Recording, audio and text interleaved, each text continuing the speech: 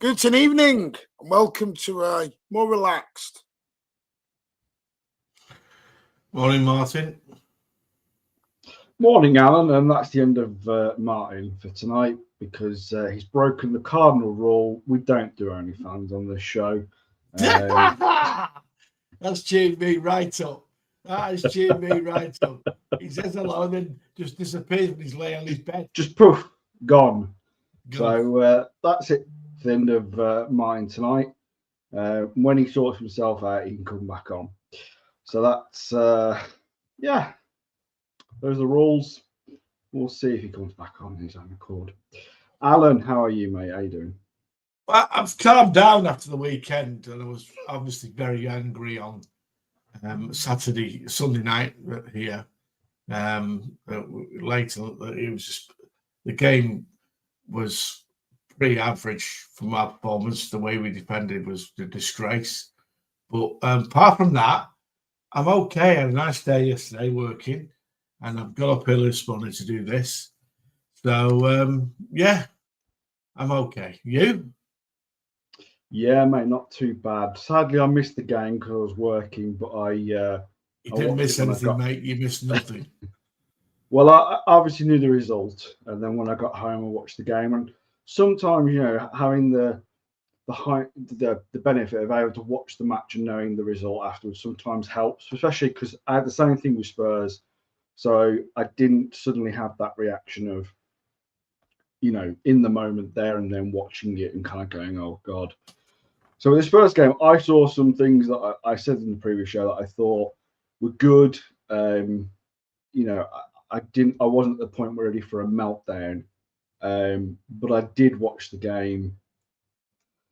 Well, like I said, when I got home, and I can't redefend that performance that much. I thought for the first half I thought good. We were okay. We were good. We were okay. I think we were good in parts, you know, but we got the goal. But then after that, in the second half, and then especially once they'd equalised, it just seemed that the fight wasn't there. And it was really a little bit worrying to see, if I'm honest. And I'm still very much thinking that I'm not at panic stations. I'm not kind of like ready to overreact like yourself, Alan, sometimes. You know, we're still very much, you know, at the beginning of the season. you know, other teams have had pre-seasons, so they're more in the rhythm and flow. But it has to definitely improve. Oh, well, he's back and he's not laid on his bed. Well, we're going to go professional now. I wanted a nice relaxation because I've had now. Well, told you, mate. Told you, doing his no OnlyFans on this channel. Didn't he have your top off? Yeah. No, you don't want to see that. Anyway, yeah, good evening. Sorry, when you were on holiday, mate. Don't worry. Hey, you got a tan. Good evening, everyone. I hope we're well. Apologies for that. Yeah, I wanted to because I've had a lovely day. 2 death threats, loads of abuse on other YouTube channels, everything in spaces. Yeah, but apparently it's because I'm famous and everyone wants to attack me. Yeah, because that's what I've always said. So yeah, balls to that anymore. Anyway, yeah. People can go. Are you dealing with comments, Ozzy? Cheers. Does me a favor. Oh, just.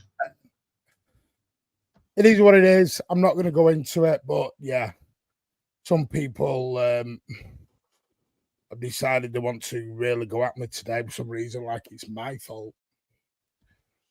You know, Jesus, I didn't realise I worked for the club. What he said for the people. It don't matter. I'll speak to people off air. It don't matter. Right. Quick one. Updates. This will be given away on Thursday evening when it's the right way around. That's it. That's better. Thursday evening. This is going to be given away to our members. To one of our lucky members. It will be in the UK. We will sort something out for fans abroad. Oh, that's another thing. I don't do anything for fans abroad. Don't forget on Wednesday, Blues Down Under and Stateside Blues for the fans who are, you know, local. Anyway, right. That's me and my little digs over. Good evening, gentlemen. How are you? Yeah, we've already gone through the politeness of hellos and everything, Martin. You know. I do apologise. Well, so you should. I told you we're professional on this channel. You know the rules. Yeah, yesterday took it out of me. But you know what? I love being on your channel because you know what? This is what it's not even about. I'm not asked people when no one on his channel is asked about being famous, being liked. Do you know what we care about? Just adult conversations. That's all we want. Adult conversations. We're not a meltdown channel. Well, Alan does. We're not a meltdown channel. We're not a get my chair and chuck it out of a window. My name ain't Mark Goldbridge. We're not doing this for views and clicks. We're doing this because we want genuine, honest opinions. We can disagree, but it's getting silly. It's getting personal. It's just staying it away. But anyway, I will say why I love being in this community because you guys are, and I will say this, and LB and then Daps and everyone could come after me. You are the best community in this whole thing. And that's why we love you. You are the best community. And I just want to say a massive thank you for being the best community. And that's what it's about. Right, should we talk? What do you want to start with? Shit show yesterday, or do you want to go into the transfers? Where do you want to go? Shit show, because it relates to the transfer window. Oh, okay. So we're going to do an analysis of City versus Brighton that will relate into the transfer window. Yeah, Alan will link those two together. Martin. Alan's going to link them, innit? Alan's going to link them. Yeah, I was very happy with the lineup. Long journey down. One of the furthest away games you've ever. Just fucking hate Brighton. Lovely place, but dogs bollocks of a place to get to. I think the lineup I was happy with. Really happy with that. For 60 minutes, I was happy. And then Pep Guardiola decided to mess all his substitutes up again and take Mamouche off. And then we concede a goal and we fold like a house of cards again. Nunez wants to play netball. The second goal was just a shit show, funny thing from start to finish. Stones tries to clear it, and it just bloody well smacks into a Brighton player's head and deflects, and the guy's got a one-on-one. The second goal was just typical comedy of errors. It really was. I don't put anyone to fully blame. I think the only blame I probably put is Stones, piss poor clearance. Because if you watch, substitutes get. Listen, everyone calls me happy clappy. I was pissed off yesterday, but it's in my baptism, and I'll say this. And I do agree. I think we have been poor in the market for 3 years. But I'm going to say this. Yesterday, I felt like I was at a Carabao Cup game. And I said this, we and Ozzy had this debate on Thursday. I'm all for giving youth a chance. But we should not be finishing a Premier League game with 4 EDS players on a pitch. We shouldn't be doing it in this day and age. Oscar Bob, I think he's going to be a great talent. Should he be a starter every single game? No.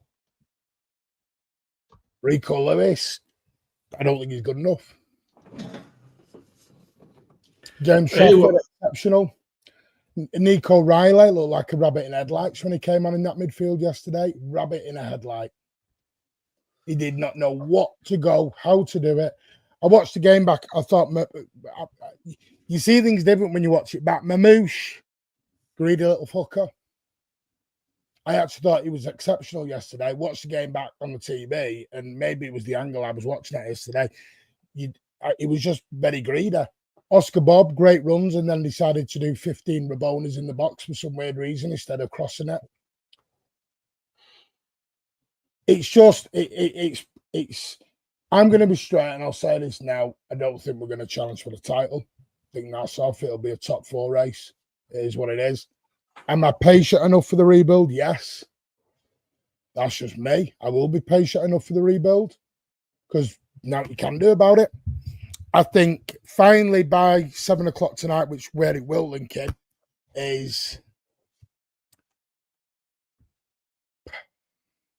we've now got the squad into the size where we can now go and buy in January. From January in the summer next year, there's no excuses now not to go and buy better players, ready-made players.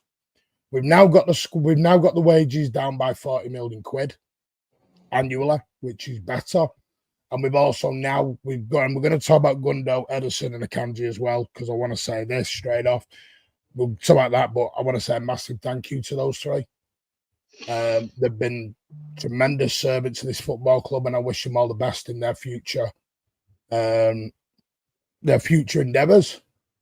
And I hope Akanji, I think Akanji caught some stick where he didn't need to, because I'll never give Akanji stick when there's a guy who puts his body on the line to play football.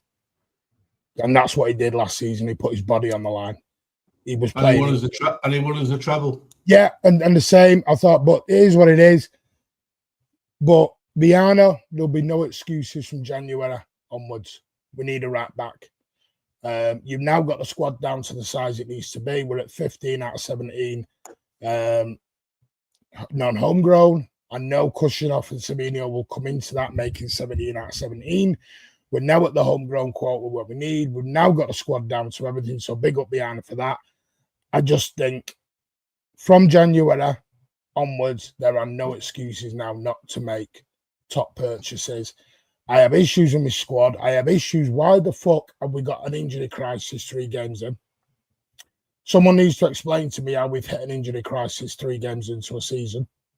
Now we've got 4 goalkeepers. Yeah, we've got 4 goalers and we've got an injury crisis 3 games in. Cherky's suddenly out. There's got to be. I'm going to be honest, and this is going to sound. I've got questions on Pep Linders right now. Everything that Liverpool fans said and we laughed off is actually coming true.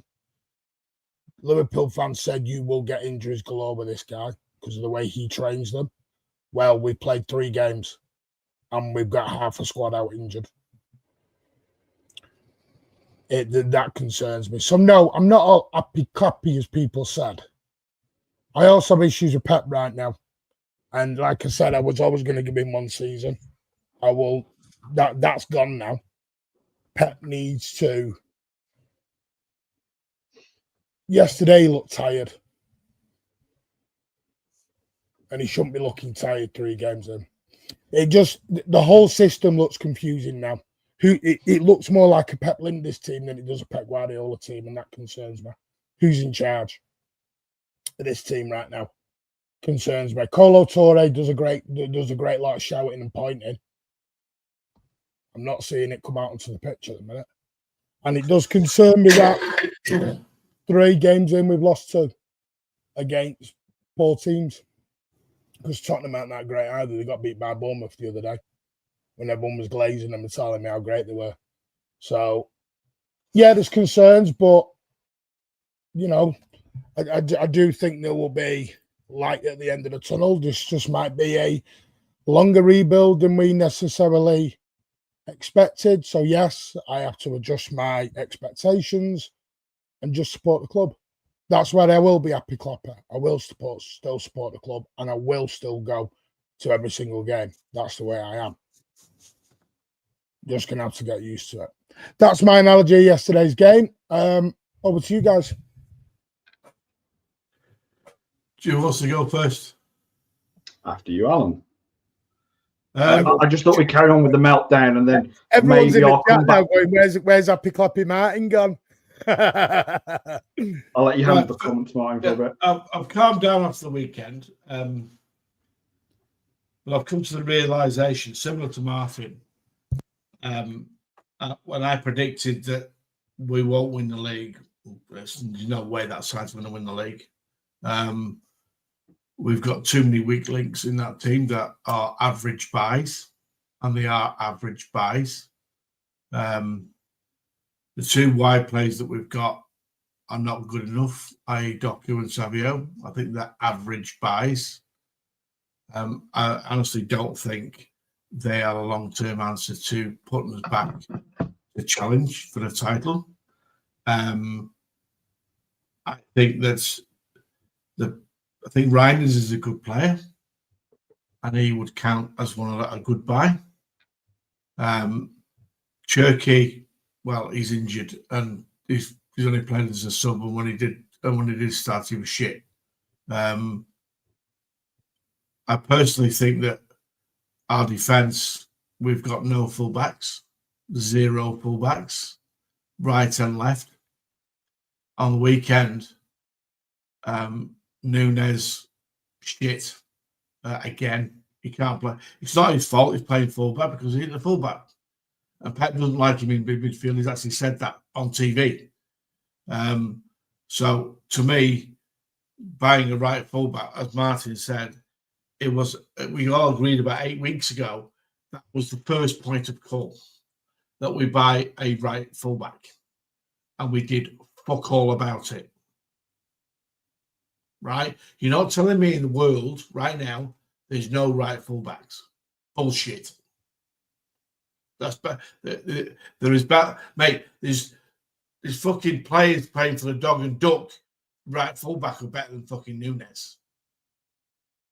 And Nori was fucking dreadful at weekend. I'm sorry to jump in, Alan. Part of the Oaks you are spot on because I noticed that yesterday. Where's all the Rabonas and backflicks come from all of a sudden? That was not Pep. Pep's never said do Rabonas and backflicks, guys. Sorry, that wound me right. I just think, and so we were relying on 2 centre halves. Krushinov was playing all right until he decided to play kung fu fucking let's chop this guy in half and run out 20 yards to the left hand side because our fullbacks were shit, right? And chop the guy in half and give a free kick away, which led to the goal. And then Núñez decided to play basketball. I'm sorry, but what our defence is doing, I do not know. And everyone says, oh, we got rid of Akanji. Well, I'll tell you something, mate. I would rather have him in there at the moment because it's a Keystone Cops at the back. What we've bought this year, we've bought probably 1 player who's good. The rest have not performed. And I said we won't finish in or won't challenge for the title. I don't think we'll finish in the top 4. I'll be honest with you. I'm convinced of it. I'm not that bad, Alan. Wow. No, it is. It is. Can we clip that? I want to clip that for the end of the season. Yeah, He said that last year. He said that last season. He only had to pay me 50 quid for it. So mate, let's have another bet, Alan. You do double a quick. Mate, we're a mid-table team. That's all we are now. Double the money. Double money. I'd double the money on saying we're a mid-table team. We don't finish. By the way, this all goes to charity, by the way. Alan did do 50 quid to the Alzheimer's Association. So we'll do it again. Double a quits. £100 to the Dementia Alzheimer's Association. Yeah, well, I've already paid you last bet. We're going to do it again. We're going to do it again. Right. Double or quits. Because it all goes to a good cause. Oh, by the way, I have got some news on that. We are going to do an Alzheimer's charity show. We will not. We'll have a bet. £100.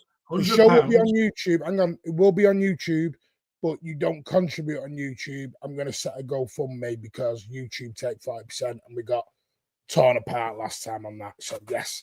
And we got copywritten and all sorts. It wasn't great. So, we're going to do it again, but we're going to do it where 100% goes to Alzheimer's. All right, I'll have you a bet. £100 we don't finish in top 4. Yeah, and all proceeds to the Alzheimer's Association. Because the players we bought, players we bought are mid-table players. This new guy we've got from Sporting Lisbon has not impressed me whatsoever. We've got 4 goalkeepers. What the fuck is he doing? Sorry, what's he doing? Oh, no, Ortega won't leave. Hang on, just on that, Ortega will not leave. You can't. You can't. He wants his wages. He wants the wage. Mate, he's clueless. The guy's fucking clueless. No, that's not on the club, though, Alan. You need to question Ortega, not the club on that. Yeah, I know that. But we've bought. I think he's only got a year left on his contract, so he wants to keep his wages. That's fine. We bought the last 3 years. We bought absolute shit, and we have. I will challenge you on that, Alan. I really will. Yeah, I'm not gonna. I don't think we bought shit. By the way, Peter Grester, and there was a couple of other people that I met at the ground yesterday. Big up to yourselves. Thank you for coming, saying hello, and introduce yourself. I love putting names to faces. So big up, Peter. Who came down? I was literally front row. I was literally on the pitch nearly. I could hear every conversation. I was watching Oscar Bob's Rabonas in front of me. I won't tell you what I said, what I shouted at him, but he heard me. The boy heard me. So yeah, I was literally on the pitch. I'll be honest with you. I wonder what we're doing on with security. I know, but I'll be honest with you. I don't rate the business we've done. And the number one priority for me was the fullback. Oh, Bite your dick off, gone. He's gone. He's pep out already. Bite your dick off. Look, I will say that that's got a lot louder today. And I mean from big people, big, like old school City fans. I don't mean big as in they're bigger, but I mean like fans that would not normally say stuff like that are now coming out with it. Yeah, the only bright part of the week of City's game against Brighton was Trafford. He stood up. No, disagree with you. I think Kushinov played very well. Yeah, he did. Yeah, and until he decided to get injured. Apart from his UFC challenge. Yeah, exactly. But Trafford played really well. Come on, and answered a lot of questions to me. He answered a lot of questions about his character as well. And good, well done to him. But today he's been shafted right up his ass. It is coming. We'll give you that towards the end. It is coming. But Fee's now back in the country. It is coming. I promise you. We'll give you an update. We've got a meeting planned tomorrow, I believe. Because he couldn't do Monday. Now he's miraculous to do it Monday. So he doesn't read WhatsApps, does he? Right, Ozzy, your take of yesterday's game. Yeah, as I started to say at the beginning of the show, I didn't see the game live. I had to watch it back when I got home from work. And I did the same when I watched the Spurs game. So I think it gave me a bit of a perspective to kind of look at the game, knowing the result. And And I thought, you know, for the first half, I thought it was City were good. You know, City were playing well. I did think we, you know, should have been at least 2 up. But going to the break, I just thought, well, this Brighton team are really not playing well. And there's definitely another goal or two in the second half coming, or should have been coming, you know, after. But yeah, I think as soon as that goal went in, it just fell apart for City. Brighton just looked like they wanted it more, and I think, you know, the fight. I don't know what has happened. In honesty, I don't know what has happened. I mean, like I said, I saw when playing against Spurs, when I watched it back, I actually thought, okay, we're not up to scratch yet. We're not match fit just quite yet. This team is still gelling, and I thought, you know, we can get there. But that performance after the second goal wasn't good enough. I can admit that. There are problems, but I look at it and go, as I said on the Thursday night chat last week, you know, we have got quality players. You know, we have.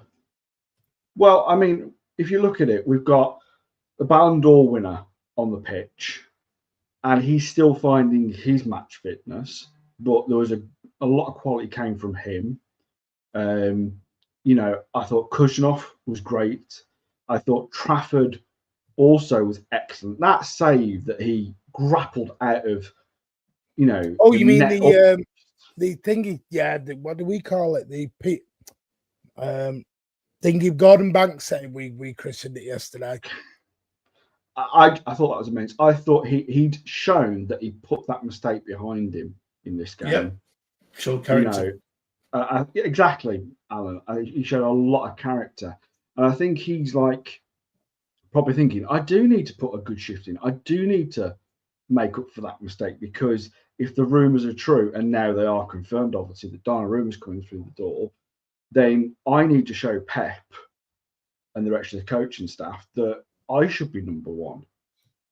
You know, so, and I think with that performance, I think he showed it. I think sadly he was let down by the rest of the team because, like I said, after that second goal, you know, I don't think he really put much of a foot wrong. It was just, sadly, that was the way the game went for us. I did think Mamouche had a good game, as you said, Martin. I think he was slightly a bit selfish, but in a striker, you do want a striker to be a bit selfish. You do want them to try and go for goal. Take him off. Only Pep can answer that question. I mean, I think he probably wants the outlet creativity-wise. But I mean, I said before the game, Martin, I said in the chat, because I had time to look at the lineup, and I said, I said in our WhatsApp group, I did say that bench does concern me because we don't have much of an attacking outlet. All we really had was Doku, and over the last couple of games, Doku hasn't turned up quite yet. So I would imagine that's probably why Pep brought him on, because he felt that he needed to change things up, needed to freshen it up. And yeah, I mean, honestly, I think it probably, looking at hindsight, Mike, I think it probably would have been better to bring off Bob than Mamouche, because Bob wasn't really in the game. And like you said, with Rabonas and Flicks, it's not that type of game where, you know, we're not in control. We've never been that team. That's what bugs me. We've never been that type of a team. No, and I think he was showing off a little bit. Maybe he's young. With respect, you've not done enough to show off. I said this before the start of the season. I did say that I have a lot of admiration for Bob, and I think he's a quality player, but everyone was bigging him up, and I said, what has he done?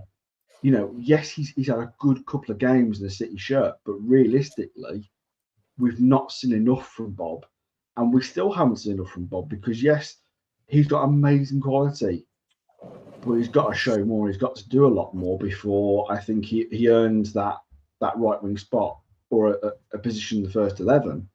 I think the thing is, what we've got, as you kind of said earlier on, Mike, is that we've got quite a few injuries. Like if Savio had been fit, there was a chance that he would have come off the bench and taken over Bob, or might have started this game, because we know Pep thinks a lot of Savio and didn't want to see him go this summer. So I think we look at our attacking options yesterday, and that we didn't have enough off the bench. We didn't have enough to change the game when it wasn't going well. I'll just read you out. Brighton did. Manu Akanji, who is gone. We'll come to that. So why is he on the bench? Ilkay Gundogan has gone. I knew he was going yesterday. Why is he on the bench then? Nathan Ake, fine. Joku, just don't even get me started on Jeremy Doku. Nico Gonzalez, get it, young lad. Rico Lewis, Nico Riley, Ederson, and Ruben Diaz. 3 players on that bench yesterday all knew they were gone.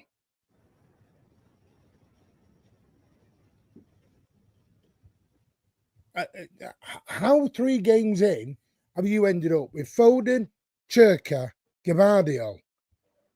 There's others as well who were injured. How have we ended up with all these injured all of a sudden?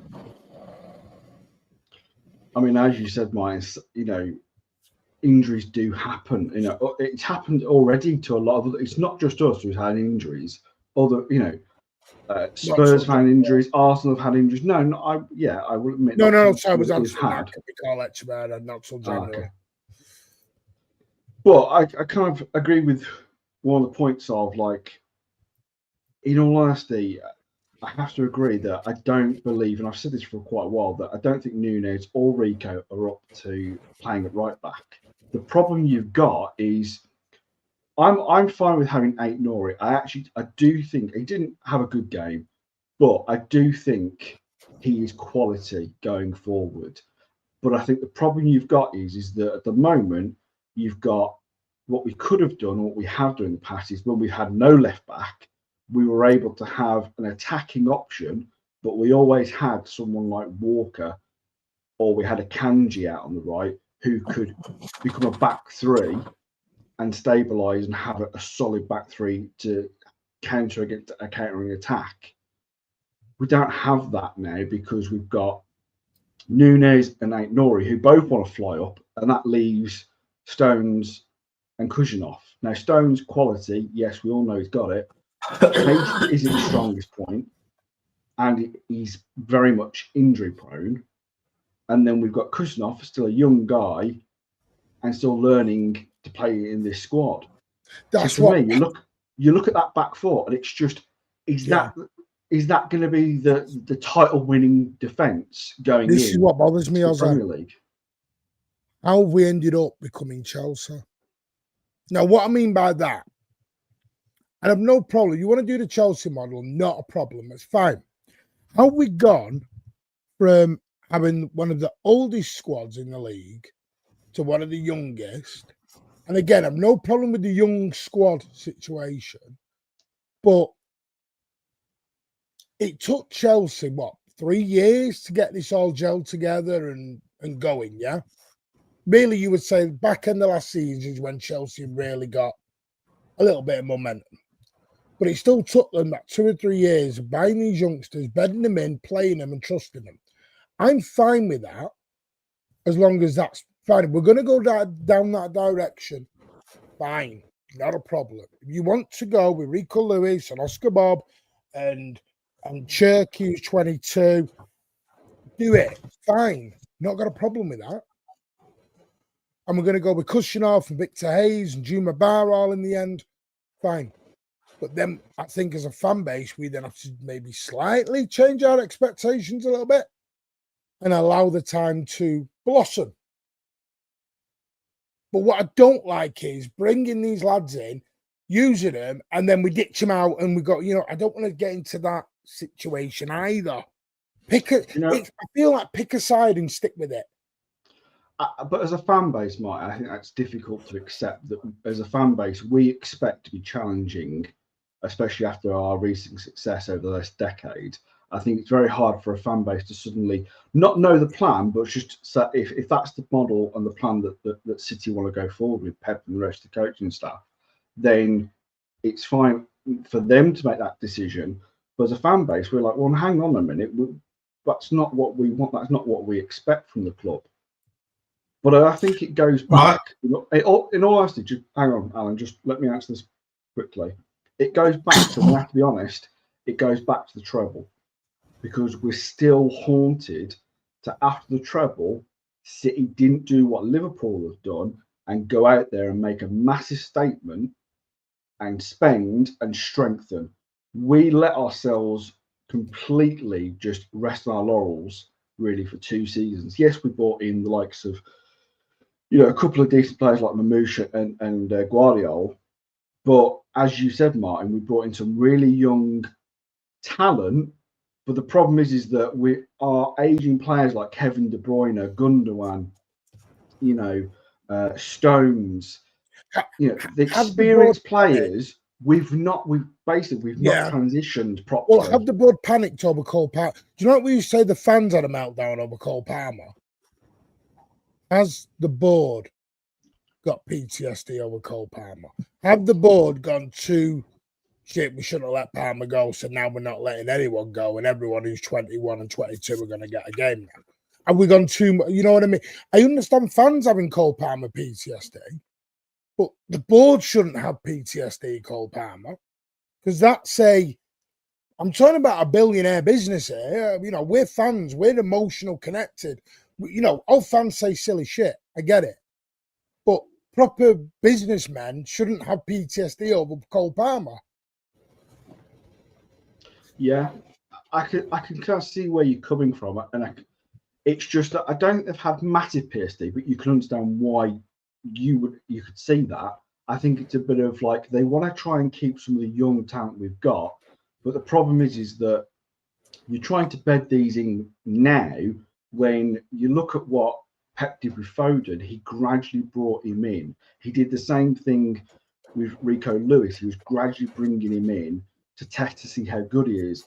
Now you've got Bob, who again is excellent talent, but at the same time you want him to have, well, as a fan base, we want to have an experienced winger out there that can do the job, and Bob can learn from. Yeah, he can Oscar dip Bob's in. not you're the main winger, mate. Yeah, but it also comes down to the trouble is though, the main wingers that to come in for him are shit. They are shit.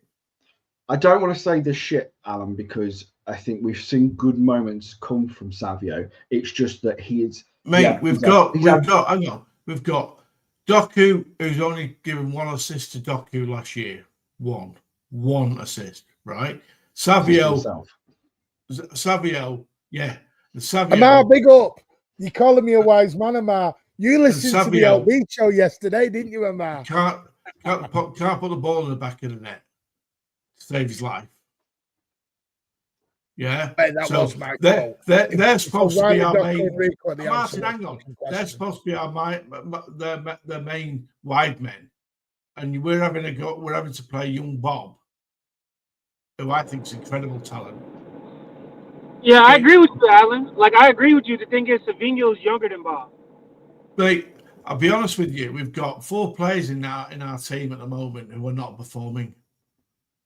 The 2 fullbacks, very fucking average. Nunes is definitely not good enough, right? I'm sorry, but he's not. All right? And when he's in, he frightens me. He fucking scares me, that fullback, because he makes fucking mistake after mistake after mistake. And Nori at the weekend was dreadful. He wasn't very good against fucking Tottenham either. So at the moment, he's had 1 half-decent game, and the rest has been shit. So there's question marks over him. Our midfield are questionable. The only one of our midfield I like is Reinders. The rest of our midfield is I'm sorry Ross. to jump in, Alan, but honestly, Ain't Nori was actually injured yesterday. That's been confirmed. So maybe I can't hear you, mate. You need to put your speaker on. You need to put your speaker on, mate, because I can't hear you. Sorry, Ain't Nori was actually injured yesterday. It's been confirmed. So why is he playing? Because we had no one else clear. Jesus Yeah, Christ. you have This is nobody it. else. Our squad, the players we brought in are fucking average at best. Haaland's doing this all fucking afternoon because he's getting zero service and being a complete lazy bastard. First half, we were okay. We gave the ball away a lot first half yesterday, a hell of a lot. But and let's be honest, that's not Man City. That's not Man City at all. Mate, over the last 3 years, our transfer windows have been fucking woeful. And questions need to be asked about what the hell we are doing and what the agenda is.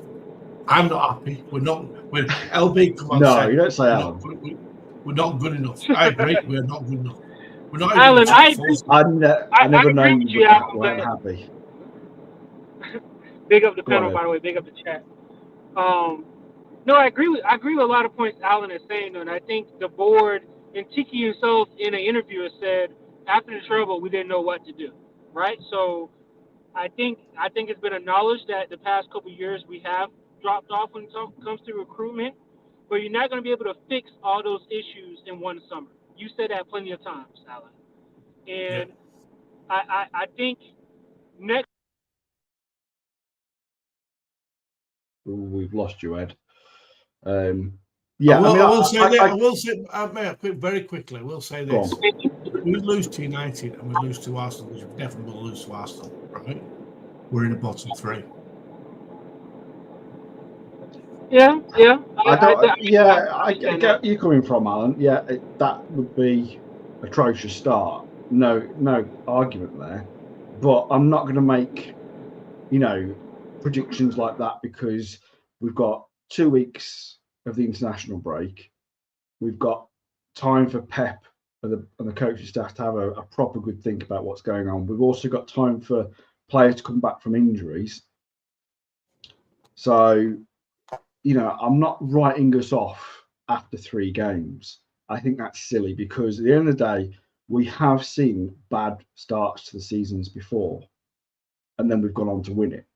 Now, I'm not saying we're going to win the league all of a sudden. No chance. I think but there are problems. I'm not sugarcoating. I'm not being all happy clapper, but I have seen with Wolves and Spurs. Wolves obviously was a great result, but I did see with Spurs we did have moments. I say more than moments. I actually thought we played well. It's just we didn't. The match fitness just wasn't there.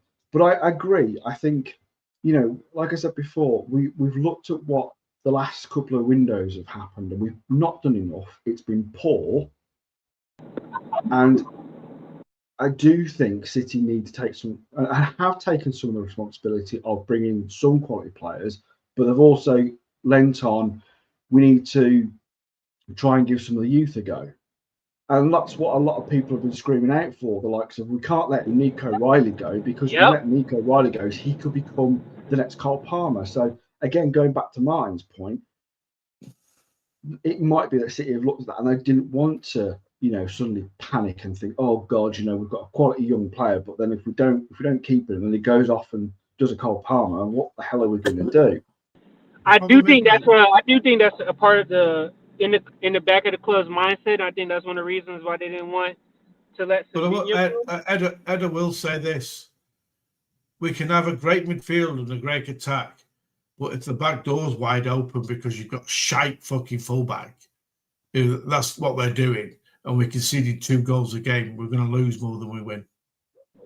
Yeah, but I think we have to remember, like, if we look at, because you said about the midfield is shite, and I don't agree the midfield is shite because I think, like I said, we've got Rodri, who's the Bandor winner, but he's coming back from a serious injury. He needs to take time. But in all fairness to him, I actually thought he was one of the bright spots along with Trafford. Reinders, we've seen the quality. We know he's got it. The last 2 games have not been good enough, but he's still bedding into this team. Bernardo Silva, I think, as quality as he I couldn't believe we took him off. I don't think, to be honest, I don't think he was good. He's our link and he's our workhorse. Yeah, yes, he was. But the problem is that he's starting to show his age, and I just don't think he's got it. in him. Yeah, he can't do a full to 90. have- Yeah, he can't do a full No, 90. I don't think he's got the full 90 in him. And that's where I think we need to be thinking about Nico G coming into that midfield, because he has shown in Rodri's absence that he has got the quality. So for me, it might be that you need to. I think you need to have a stable midfield of possibly Rodri, Nico G, and Reinders. Oh, I thought you said Ilkay Gundogan. Sorry, Nico G. No. Sorry. I just did the G part and thought, oh, he's on about Gundogan. No. Yeah, not yeah, Gundogan. Ozzy, I totally agree with you. I thought he would have brought on Nico G before O'Reilly. And I think, and this might be fair or not, I think this is going to be O'Reilly's chance to show us if we're going to buy somebody or not. You know, I think this is his opportunity to show the O'Reilly board. was forward. But I'm saying this is going to be his season to show it or not if he has the quality enough, because if he doesn't show it, I think they're going to buy somebody.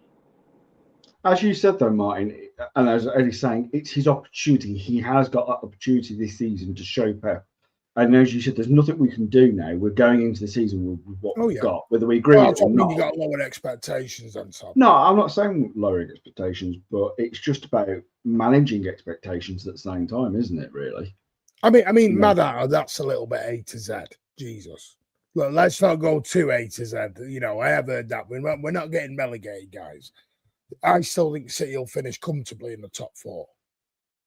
I don't. Because I still think squad. I still think I disagree with Alan completely. We did buy good players in the summer. Just because Tajani Reinders has had 2 bad games doesn't make him a bad player. I'm not saying that, Martin. You can tell he's a good player. Right. But and like Nori, Alan, you really think he's that bad?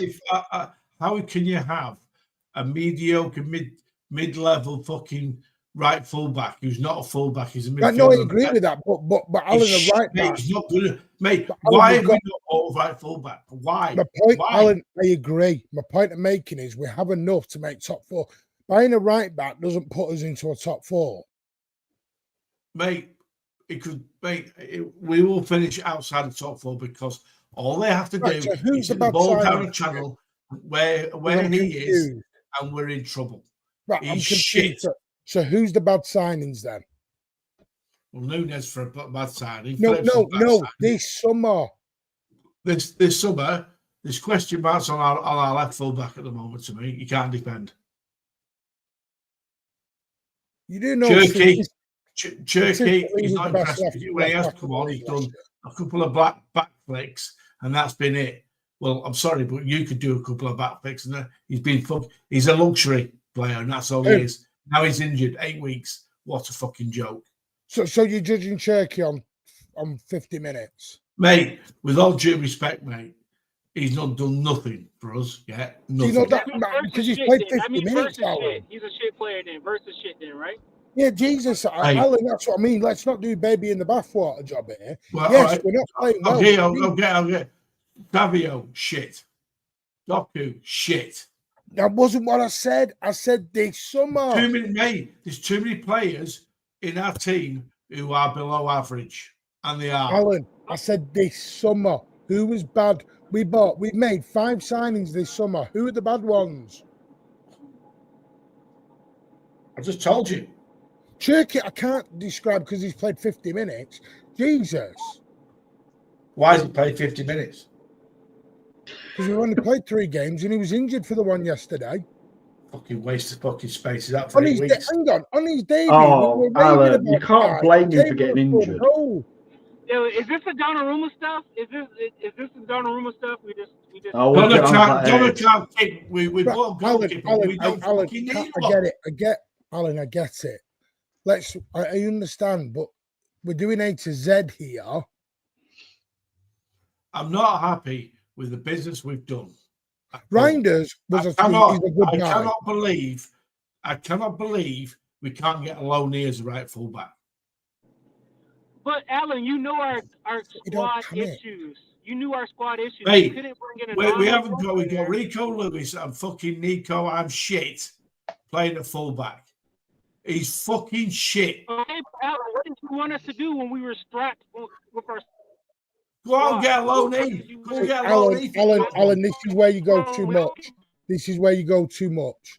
You start off really great, and then your anger takes over, and then you make the wild statements. Well, it's not wild; it's the truth.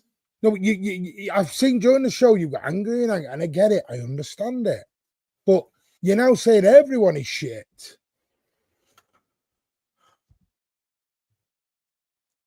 Alan, we understand your anger. I don't, you know, we're all a little bit angry, you know, because this is not, you know, we look at what happened at the first game of the season with Wolves, you know, 4-0, we're all really pumped, we're all thinking, yeah, this is it, you know, we're going to challenge the title, blah, blah, and then we lose 2 games. See, someone's put it, Alan is right. So you're telling me then, Reinders, Cherka, Trafford, Donnarumma, and we didn't need to sign Donnarumma.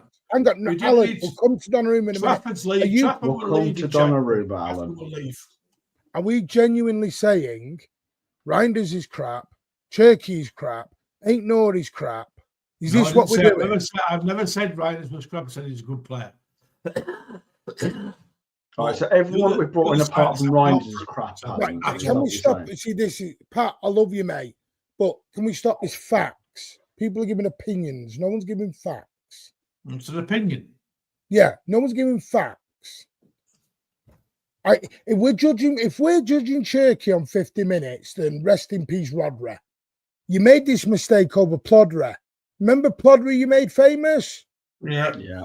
Well, Ballon d'Or shoved it right up your keister, sunshine. It certainly did, Alan. If we're judging players on 50 minutes, then no one's got a chance moving forward. We might as well shut the club down. We could have the best midfield and the best attack in the world, but I'll be dead straight with you. While you've got that dickhead at right fullback, you're going to concede 2 goals again. I can't believe we're judging Cherky on 50 minutes. Apologies, chat. I'm driving right now, and I'm unfortunately my family lives in the countryside, so my internet's going in and out. 50 minutes we're judging a player, and we're saying that's facts. Jesus, do you judge your partners that quick? Yeah. Oh, hey, get out! You're done. You're done. Alan, that means you only got 1 shot, then, Alan. That means you only got 1 shot to impress them. Listen, no one's saying about Doku. I'm not debating Alan on Doku, Savino, and Nunes. I'm not debating that. Them 3 are fucking shit.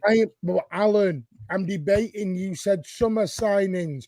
Doku came nearly 2.5 years ago. What gets me is Savino, right?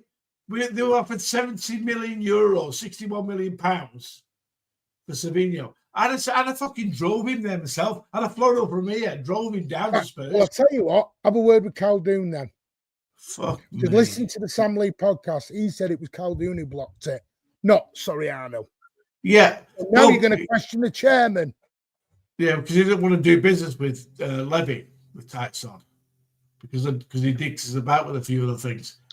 Alan, we all know Levy's Alan, the number 1 behind the 115. Alan, okay, let's just say we'd have got the 70 million for Savio. Who you bringing in? Because come on, Rodrigo wasn't coming. Another fullback. All right, so who's going to cover Bob at the right wing if he goes down injured? Wow. Well, Foden can play there for starters. So can Cherky, apparently. All right. But then that's taking away from the midfield as well. So yeah, you got all 3 of them I just mentioned could all play midfield as well. All right, but they weren't available. So then what? Let me just address the comment right here. I don't think it's Pep's system. Pep's system isn't telling Nunes to put his hand covering his face to stop the ball from hitting his face, right? Martin, you were there weekend. Someone said to me in the pub, and knows about football. Hang on, just let's let Ed finish, mate. All right. And Pep's system didn't tell Stones to clear it to a Brighton player, right? Like I thought the system looked good, but I issues that players can't sustain the intensity of the system for more than 60, 65 minutes right now, and we don't have the bench to keep a certain level for it. I think that's our bigger issue right now. I've sent you the link, Pat. Can I just say, because right, I'm going to share something now, and some people are not. See, I get in trouble for this, right? I'm going to share some facts. I know everyone, I will give you facts now. Everyone loves a bit of facts, right? Something Nobbins has been saying for a very, very long time, and he's been ignored and ignored and ignored and ignored, right? And I'm just trying to find the tweet where he did it. Where is it? Right, hang on. It was in his replies, that's why. It's in his replies.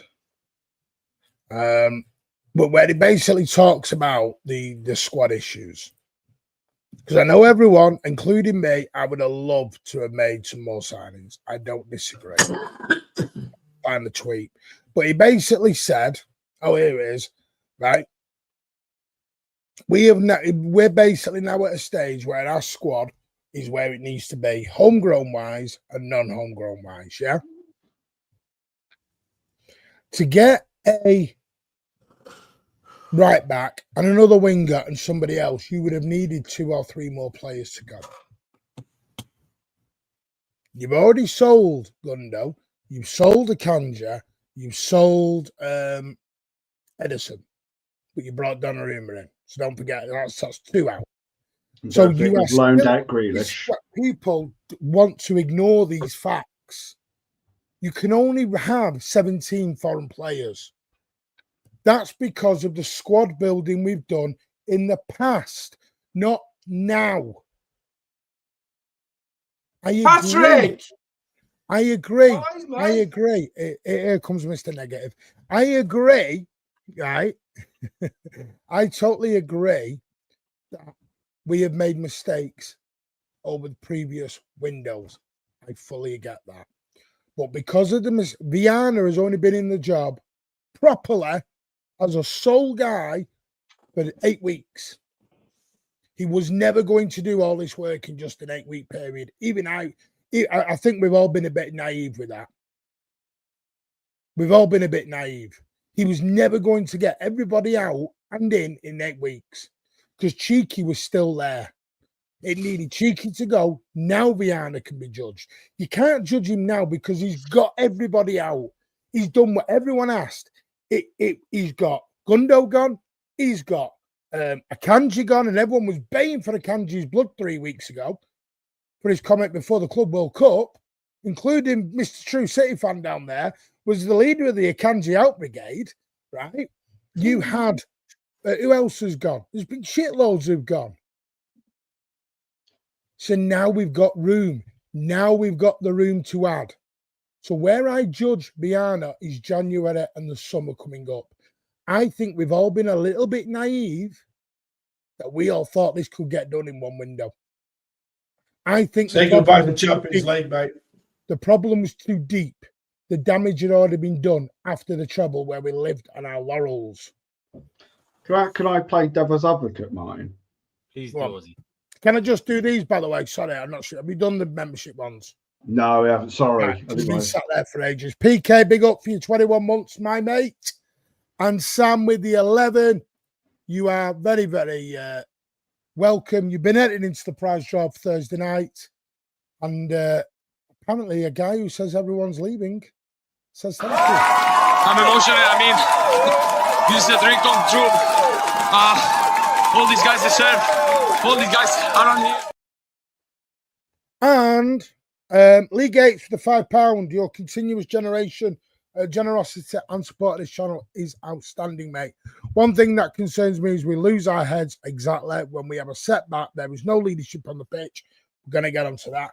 We have a young squad. It'll take time. And that's the thing is, sadly, the patience has to be there now. James, thank you for the $4.99, my mate. Martin, they still haven't gone. We've loaned out a number of them. Well, you've loaned Akanji, but that is an obligation to buy on the end of that. As long as they win the league and he makes so many appearances, there is an obligation to buy. If Grealish keeps going the way he is, Everton are going to pay more than 50 million at this rate. Replace quality with prospects. That I agree with. That I totally agree with. I'm not saying that. What I'm saying is, I think, it's my opinion, I think we expected too much this summer, including me. Even I can stand up and say that. So can I play that devil's advocate then for a second? Please You do, can. Ozzy. Please do, Ozzy. So I agree with what you said, Martin. The way I'm going to play devil's advocate is, why have Liverpool then been able to go out there, spend the money they have spent, okay, after winning the title, and then they've got the players they needed to replace the ones that have gone? Why have they been able to do it and City haven't? Thank you. So I'll put that out to the panel before you get to it, Martin, because I think Ozzy, it's good to I'll let get. the panel explain that. Because Ozzy, I have researched this question. Ozzy, I'm very happy you've said that, because you know what I said? I said it today. I was like, Man City, right, have been linked with 2 Newcastle players. They were linked with Bruno Guimaraes, right?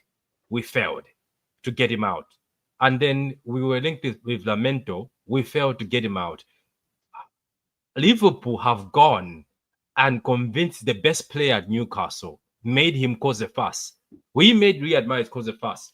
What I'm trying to say is, I think these days we've sort of pulled back a bit. Because remember what we did to Riyad Mahrez? Riyad Mahrez said, I'm not going to play anymore. I have to go to City.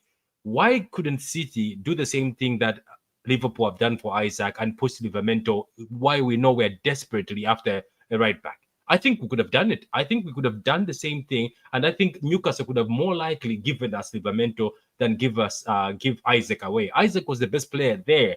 That's the guy who they say they're going to put the rebuild around. What I'm trying to say is, I just feel like, as much as you might say, oh, Alan is going out of hand, Alan is right. Do you know, my brother is a Man United fan, right? And as I told you, my family is full of United. Yeah. So do you know what he said? Sometimes he banters, but he sat me down the other day and said, Patrick, you keep hyping these players you're bringing. These are called potential. This is not a KDB. Long time ago, when I'm playing Man City, we are all scared of KDB. Our players are scared of KDB. Klopp said when KDB is warming up, everybody's scared.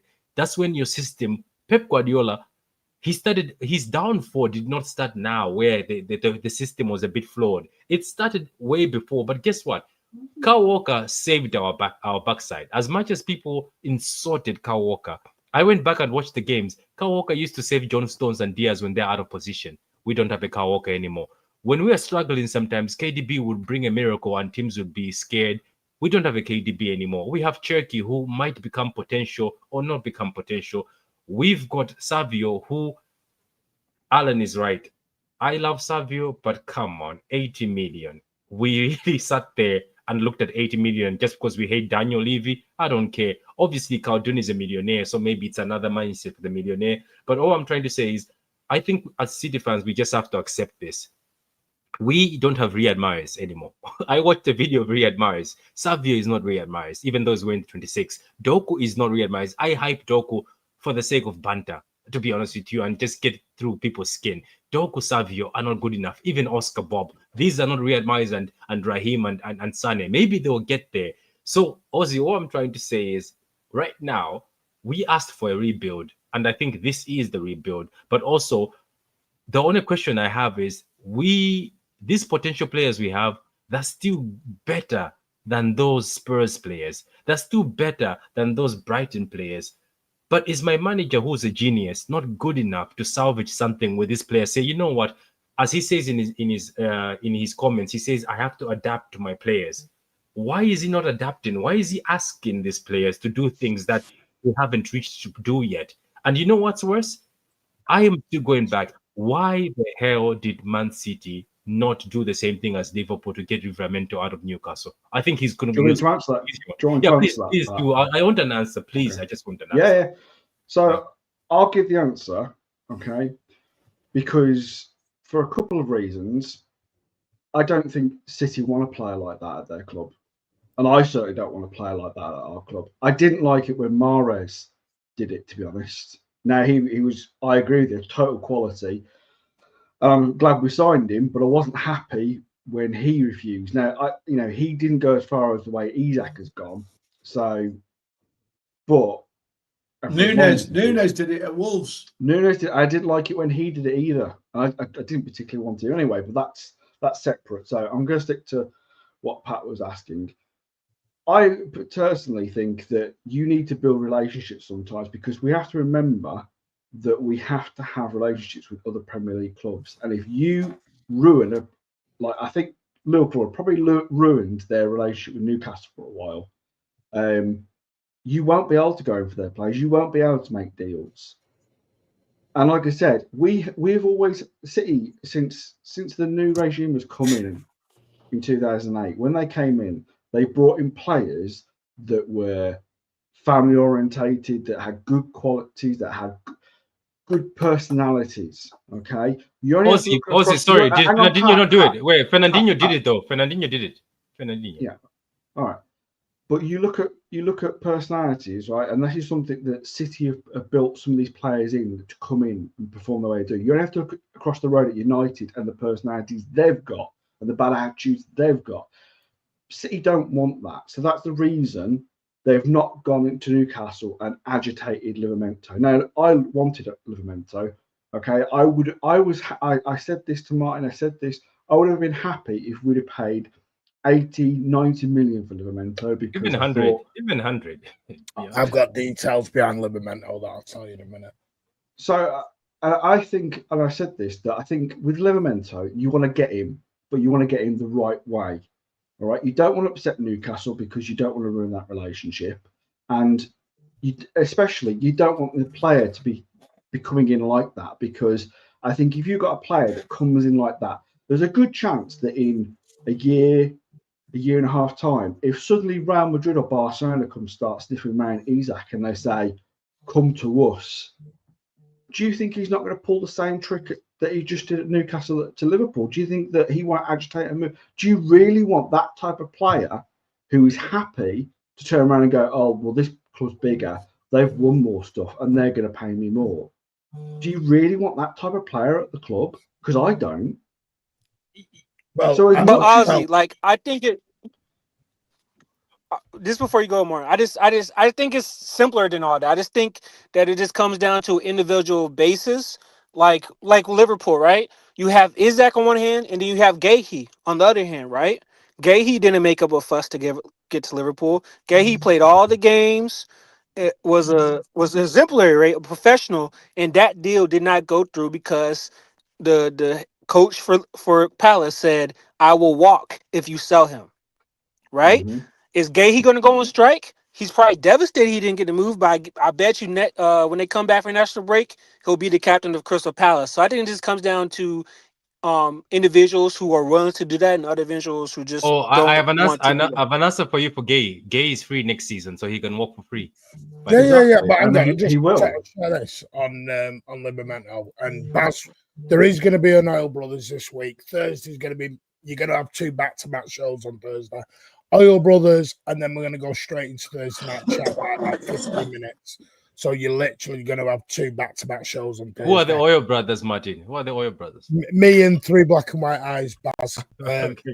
Remember, I went up and I did the charity commentating up there, and there was loads of Newcastle people up there. Some of them know people at the club, etc. Okay, go ahead. There was one guy who goes out drinking with Livramento brother and Livramento, and Baz will collaborate this on Thursday. Baz will collaborate this. So Livramento did never ever wanted to leave Newcastle. Okay, he does not want to leave. He is there. Okay, and that was what City were told. Okay, so he never gave us out. So the thing is, the difference between Livramento, Fernandinho, and the other guys, like Fernandinho did cause a fuss to come here and pay his own thing. Yeah, Livramento had to make the fuss to get out of Newcastle. Oh, okay, grand. Okay, so he never wanted to leave. There. Yeah, he doesn't want to leave. I don't know why. I find it because I did say to the guy, when he's coming to a bigger club, and we ended up in a bit of a 20-minute debate. I knew it was the bigger club. It was quite funny, actually, because I was a City fan with like 200 Newcastle fans on my own going at it. Like, come on, you Johnny bastard. Then leave him there. Because you know what I thought? I thought from the reports, maybe he gave us a hint. That's why we were after him. No, but this is the problem. People look at the reports and Twitter. And the thing is, yes, City had interest in Livramento. Livramento did not want to leave Newcastle. Well, that doesn't mean in 12 months' time, Martin. Yeah, in 12 months, things may change. I don't deny that. But right now, exactly. Now, You know, people on that Dumfries. Dumfries was still a. Do you know my issue with What was Dumfries? that? He's What was that? What? Sounded like we You like let a warthog on the. I think channel. it was Alan Coffin. But I will say, Patrick, I will say this, Patrick, right? You're not telling me we couldn't have signed a fullback even on loan for 12 months. We would. To get us through. No, you would have done, Alan. You would have done, but you would have to kick someone out the squad. Alan, Fine. do you know what? Do you know what's Hey, funny, no. Alan? No. Alan, do you know what's Yeah, funny? he's going to be kicked out. Yeah, right? Alan, do you know what's funny? Do you know that guy people were making fun of? The Wesley guy we were linked with. People were saying he's a bum, this and that. Wesley Thank has. you. That's my point. No one wanted Wesley. No one wanted Morgan. And Martin did a massive 8-week thing on Morgan. Yeah. No, I wanted the goat here. Wesley has become man of the match in most of the matches he's played. Basically, unbeatable. Yeah. He's unbeatable. Too many people got tuned down on the name. It's the Italian on league, but the come on, name. it's still. No one wanted Wesley. Mate, People started Martin, going about would you have accepted a low knee for 12 months at right fullback? I could have taken Dumfries, even though people don't like him. Yeah. No, you know what? I'll tell you why. No, I'll tell you why. Because LB says, buy cheap, buy twice. And that's what you're doing now. But we're desperate. What you're asking for is Douglas Luiz. We are desperate, mate. We're desperate because we're desperate. Got a tram driver at a fucking fullback who I wouldn't even let. Dumfries wasn't free. Why people saying Dumfries was free? He wasn't. He had a release clause. Different. Could I just say, like, can we remember we have got injuries currently at the back, but once we've got everyone fit, like if Nunes and Rico are not doing the job, we can stick the likes of Kuznov out there. We can stick Stones out there. So it's not like we don't have options. Do not people keep up with the news? Akanji and Ilkay have gone. Yeah, didn't people read? Couldn't you read what? People not understood that. Ilkay Gundogan and Akanji have gone. They've left. Gundo is at Galatasaray. He's gone. Yeah, and Akanji's gone to Inter Milan. What are we doing? And can I remind people? I said weeks ago that they could both go, and people said no, they're both staying. So just no, but right. So you put get him for 25 million, get him for 2 years, sell him. No, that's the problem. We haven't been able to sell them. What you're doing is, I know that's easy, and I agree with you. Get him 25 mil, and we'll shift him on in 2 years. We've only just been able to shift Gundogan on for £1 million or whatever it is on deadline day an hour before. And he didn't want to leave, by the way. And we couldn't get rid of Nunes. We couldn't get rid of Phillips. Yeah. You know, there are players in this squad that we just can't get rid of right now. And that's on the club in some respects. There's no denying that. That we agree with. That is on the club. But there's not a lot we can do about it. Do you remember? Like I was saying, when we've got everyone fit, if Nunes and Rico are not able to definitely do the job, and I agree with what a lot of you are saying, and even Alan, that I don't think they're good enough to do the job. We have got the likes of Stones who can go out there. We've got Kuznov that can go out there. Yep. Okay. But it won't be good, Ozzy. It won't be good, though. I think Kuznov I don't agree with that. I don't agree with that because at the end of the day, we have seen in the past when we've had no left back, we've gone and won the treble. We've gone to win 4 in a row. How old was he? Listen, he's only 30. Right? Yeah, okay, what I'm trying to say is it's not the same John Stones. It's not. You saw him. It's not the same. Pat, I agree. The thing that worries me about Stones is his fitness. That after 3 games, he's normally injured again. So that does worry me that we do have to manage him, or Pep definitely have to manage Stones a lot better than he has previously done. Now, I would have been happy to keep Akanji because I thought he could go out there and play on the right. I thought, as Martin said, I think he got way too much stick last season when he was injured and he couldn't help that. Yeah, so by certain people, yeah. I would have been a lot happier if we'd have kept Akanji and Nunes had gone. I think we'll end up regretting Akanji going out the door, but I think we possibly will. The one thing I will say, you asked about, so that was the issue. because I know people ignore it, and I was on Pat's channel and I got dogs abuse. Someone answer the Wait, phone. wait, what, please. that's a phone. Someone answer your phone. I got dogs abuse for this on Patrick's channel earlier because apparently, according to Pat, I'm a celebrity now and everyone's attacking me. But anyway, just to separate that issue as a joke. Whose phone is that? Eddie, It's Alan. That's why I've muted. it's Alan. I'm on mute, man. I'm on mute. Yeah, I've muted Alan. One thing I will say is because we had, as of this morning, we had a squad of 20, 28, 29. We had to get rid of certain players. We did that. There wasn't room to add any more in. The reason Donnarumma worked, because it was 1 in, 1 out. 1 in, 1 out. So you can get Okay, away we with got 4 goalkeepers. How can you 1 in, 1 out? Wait, is Ortega still here? Yes. But Ortega's not going to be. I don't We got think 4 he fucking will goals. be. We've got Donnarumma slag. Fucking just signed. Wait. Ortega did not leave. He's here. Trafford will leave in January. I'll tell you that now. Ortega is here. I didn't know that. I thought One he was thing going. I will say is that and the squad that I left now. And by the way, you were asking about Liverpool. The reason Liverpool got away with it a bit, Ozzy, is because they've spent money, but they've not. You remember they bought Chiesa last season. That was it. Trent's gone. Darwin Núñez went. Who was the other winger who booked off to Bayern? Diaz. Diaz went. Now Simicast went. Simicast went. They managed to sell, but they've sold some of their first team and replaced them. So what we then needed to do to replace was sell Firmino, Doku, and others. Not a Gundogan now. A first teamer. Out, gone.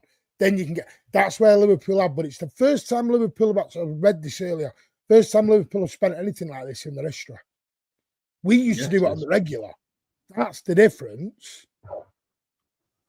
Because Liverpool have never done this, it's all. Do you remember the first time we went out and spent 200 million in the window and it was front page news everywhere? And we were getting this, Donny. Remember that old joke, City buy fullbacks for 50 million quid and they have 7 of them. We had 7 fullbacks. We weren't buying every fullback at 50 million quid and we had 10 of them all lined up out the back.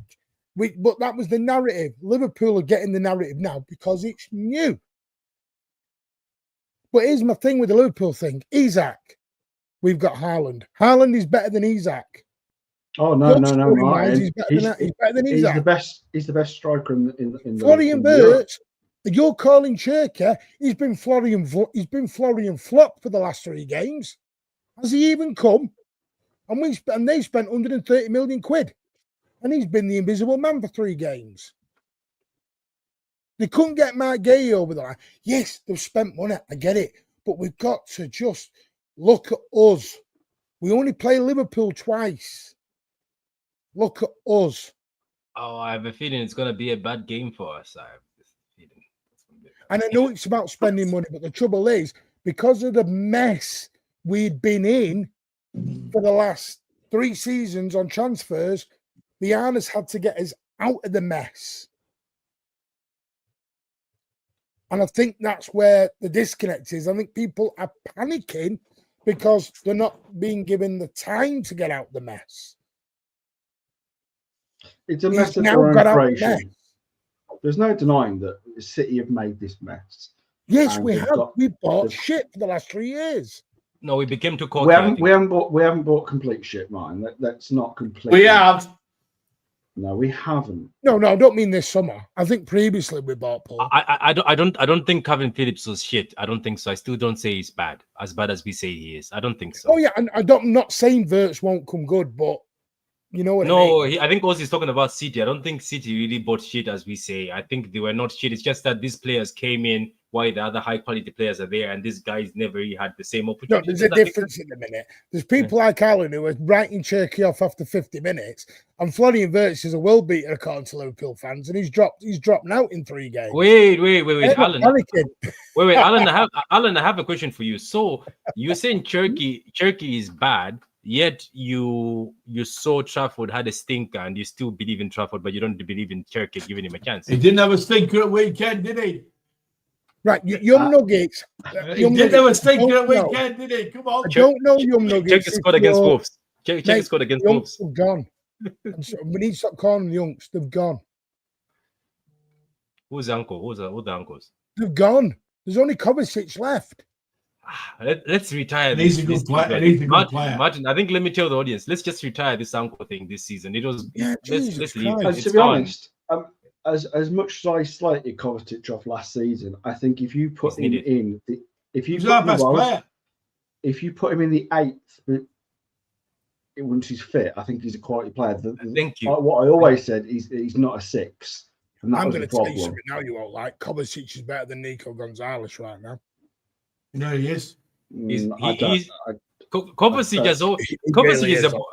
is a baller. Let me be honest. He's a baller.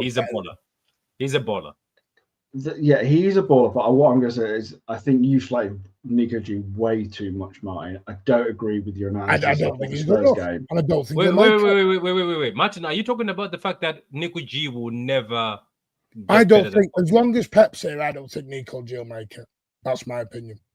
I don't think he's Pep's player. I don't think Pep is overly keen on him. You can tell by the way he uses him now. Can I ask something? This thing about Pep's players. A lot of people, obviously, for years, whenever they're arguing with me, they've told me that, do you know better than Pep? So how come those particular people are not coming now and telling me that Donnarumma, Pep, apparently the statement is Pep has chosen Donnarumma. So Pep now has chosen a nice keeper, isn't it? Because people are going crazy saying we're making a mistake with Donnarumma because he doesn't know the system. Yet the same people told me that, do you know more than Pep? So Pep wants Donnarumma. So Martin, I need an answer. Let's get into it. Yeah. Donnarumma is here. Yes.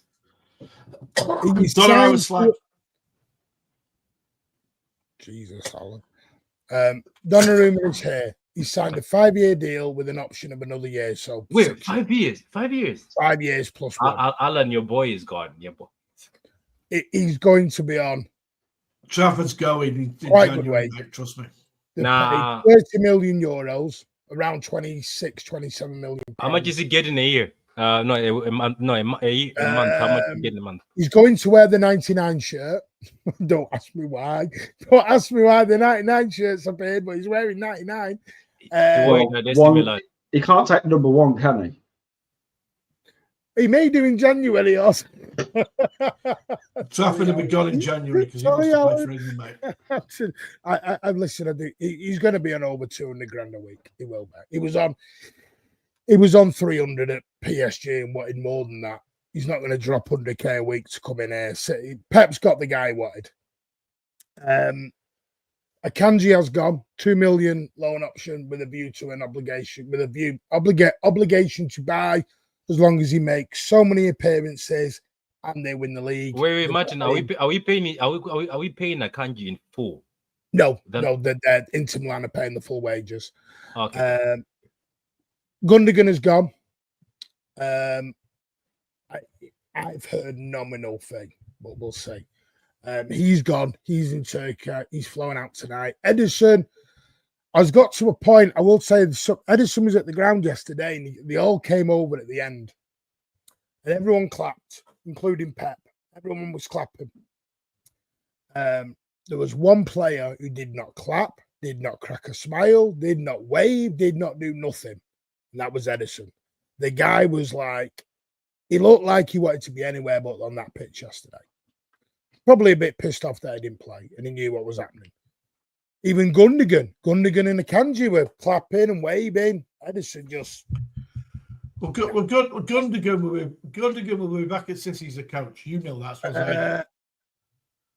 Ederson's gone so as far. He was following Luke. Big up Luke, MCFC lads. I'm on their video, by the way. Better go and watch that. MCFC lads Luke was being followed by Ederson, and a few other City accounts were being followed by Ederson. Ederson's unfollowed all those.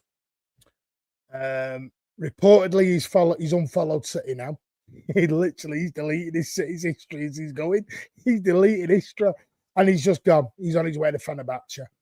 Do you blame him though? Do you blame? I don't know why people are saying he's moody. It's not After what ending people very said. nicely. I don't Yeah. think the way. I think Ederson's hurt by the way he was, and I think he's had too much.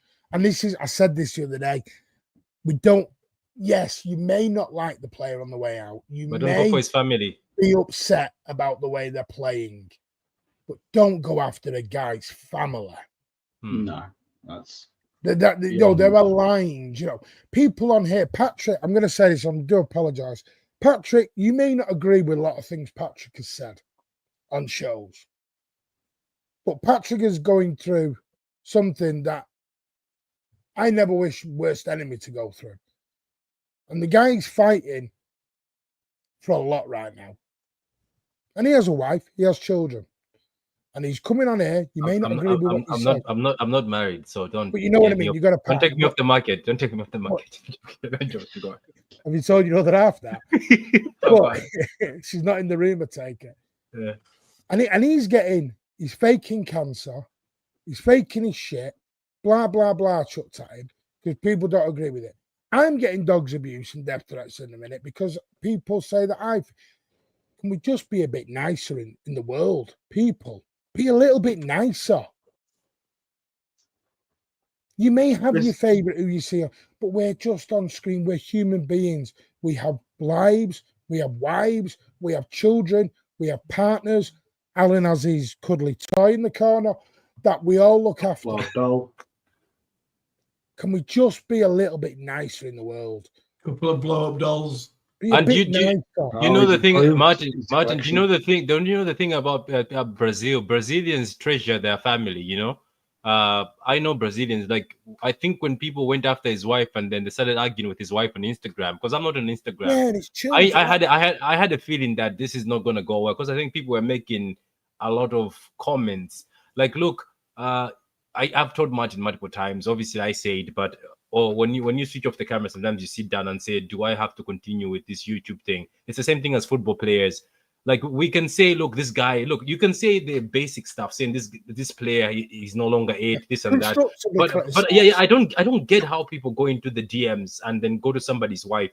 I was shocked when somebody sent me a screenshot of somebody arguing with Ederson's wife.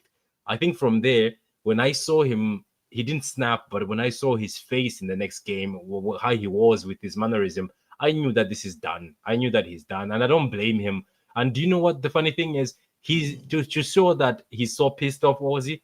He didn't go to a top-class team. Ederson is a top-class player. Fenerbahce, I don't want to insult them, but come on. He's gone from City. He could have gone elsewhere. I think Martin is right. He's just said whatever exit. He just told his agent, get me whatever exit to get out. Yeah. Because remember, Saudi was about money. Remember, Saudi was about money. He's gone from Galatasaray to Fenerbahce. The guy just wanted to get out of Manchester, clearly. Yeah. He had enough. Yeah. But just, I mean, I agree with both your points, Martin and Patrick. I totally agree with both what you said.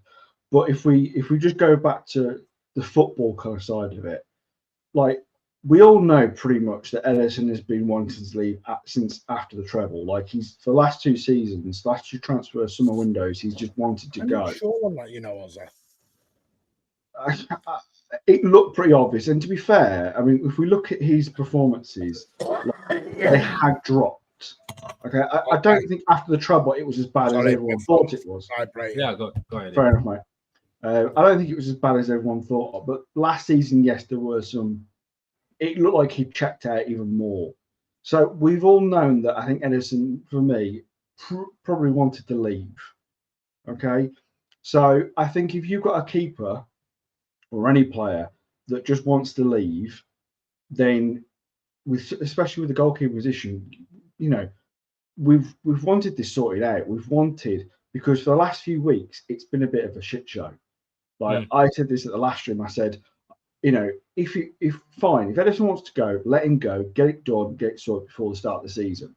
I don't care if it's Trafford in there or if it's Donnarumma in there. I just want it resolved, okay? Because I don't want to be going into the season not knowing who our number 1 is, okay? So for me, like I said, I just want it resolved, and now it's been resolved. So I'm happy. If Ederson's happy, I'm happy, because I'd rather not have a keeper here who just doesn't want to be here. I don't want him. I wouldn't want him to be here to be Pep's number 1 and then Trafford is playing replacement when he doesn't really want to be here. He wants to be somewhere else. So good luck to him. I say thank you for everything you've done, Ederson, because he's been, for me, he's been one of the best goalkeepers I've ever seen. And we'll never replace Ederson. We have to get that into our minds now, okay?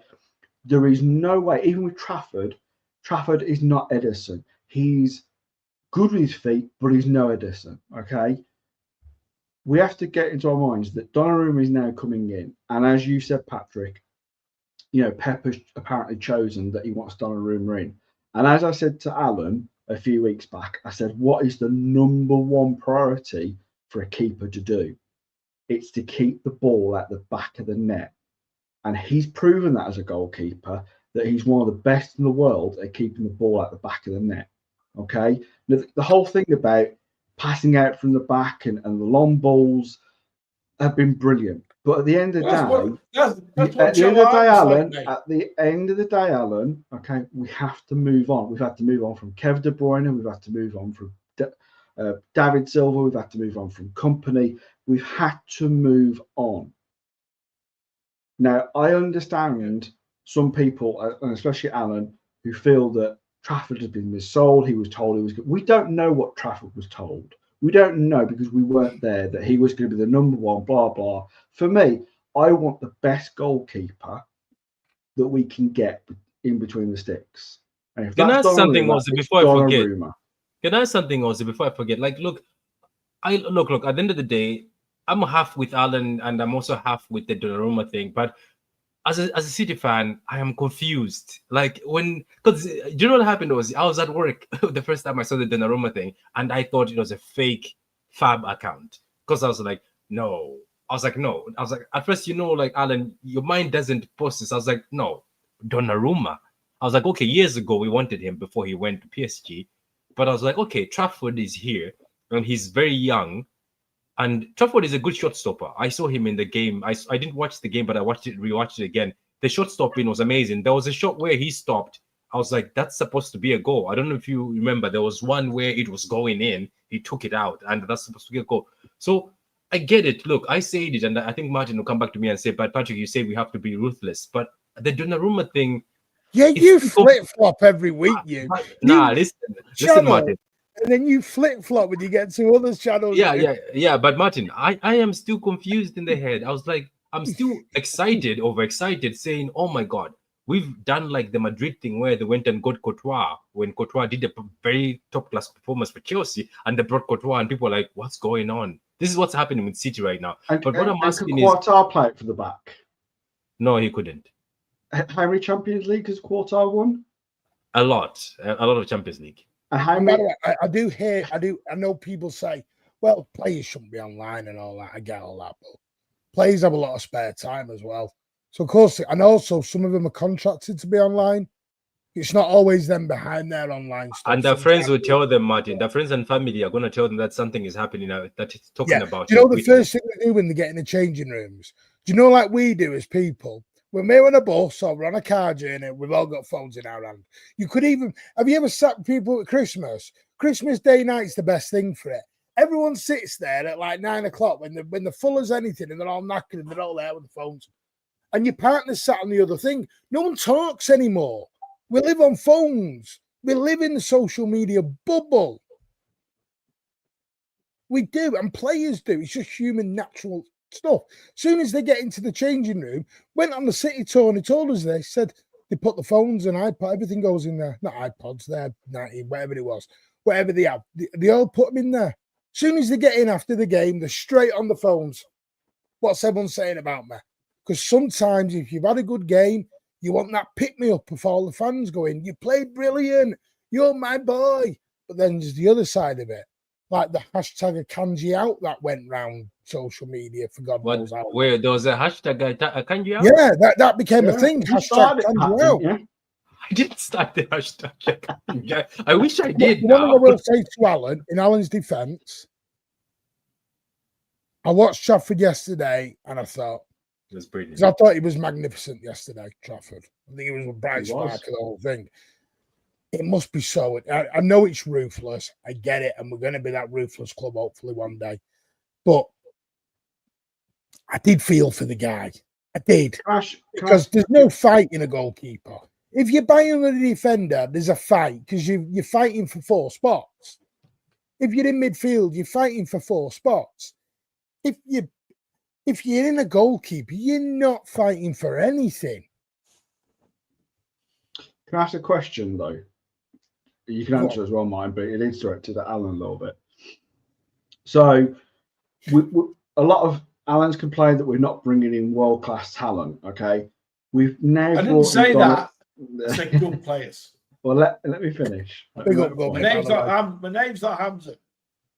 What? No, Alan. All jokes aside, I don't want to talk about people who are not on screen. It's my biggest pet peeve at the minute. It is Martin's biggest pet peeve. Talking about people when they're not here to defend themselves. I know it's a joke, Alan. I know you're having a laugh, but it bugs because I find it a bit snaky. But when I see people talking about other people when they're not here to defend themselves, it bugs me at the minute. It's my pet hate at the minute. That bloody. I find it just rude. He's supposed to be on tonight, but he's gone somewhere else. I mean, what? Alan, it's fuming, Martin, because a lot of some of the people are in the comments, even some of them who joined. So Martin's own support that comes from Martin's channel come to my channel, so I'll send them the link, and then they call Martin. I told Martin, because you're famous, these guys are your supporters. So he got fuming today. One of the guys who called you out, Martin, is in the comments right there. I can see him. Oh, he's called. I'm not going to say, but he loves you. Name and shame. Name and shame. He loves you a lot. Everything is like. That's what Martin. I mean. People call me out and then they come in the channel and go, "Hi, man." You know what? He's always called me a dickhead an hour ago. This guy is always Martin say this. Martin say, I was like, "Can you stop?" I understand. Martin told me this. Martin say this. Martin say. Do you know what makes me laugh is me and Pat are friends and we talk. Send him an autograph. Camera. Send him an autograph. People don't realize we do talk to one another. Me and LB talk. Pat and Daps talks. Me and Daps talk. Me and Alan. We all talk to one another. Ozzy chats with his ITK down south. Anyway, wait, who's Ozzy's ITK? He doesn't realise the ITK is messaging me at the same time, and he's going, "I've got some IT." I went, "Yeah, I already know it." Oh God, was I? So this is what makes me laugh. So jealous of my ITK. People do it like we don't talk. It's like LB. Martin's saying this about you. I'm like, yeah, I've just WhatsApped him it. It's a joke.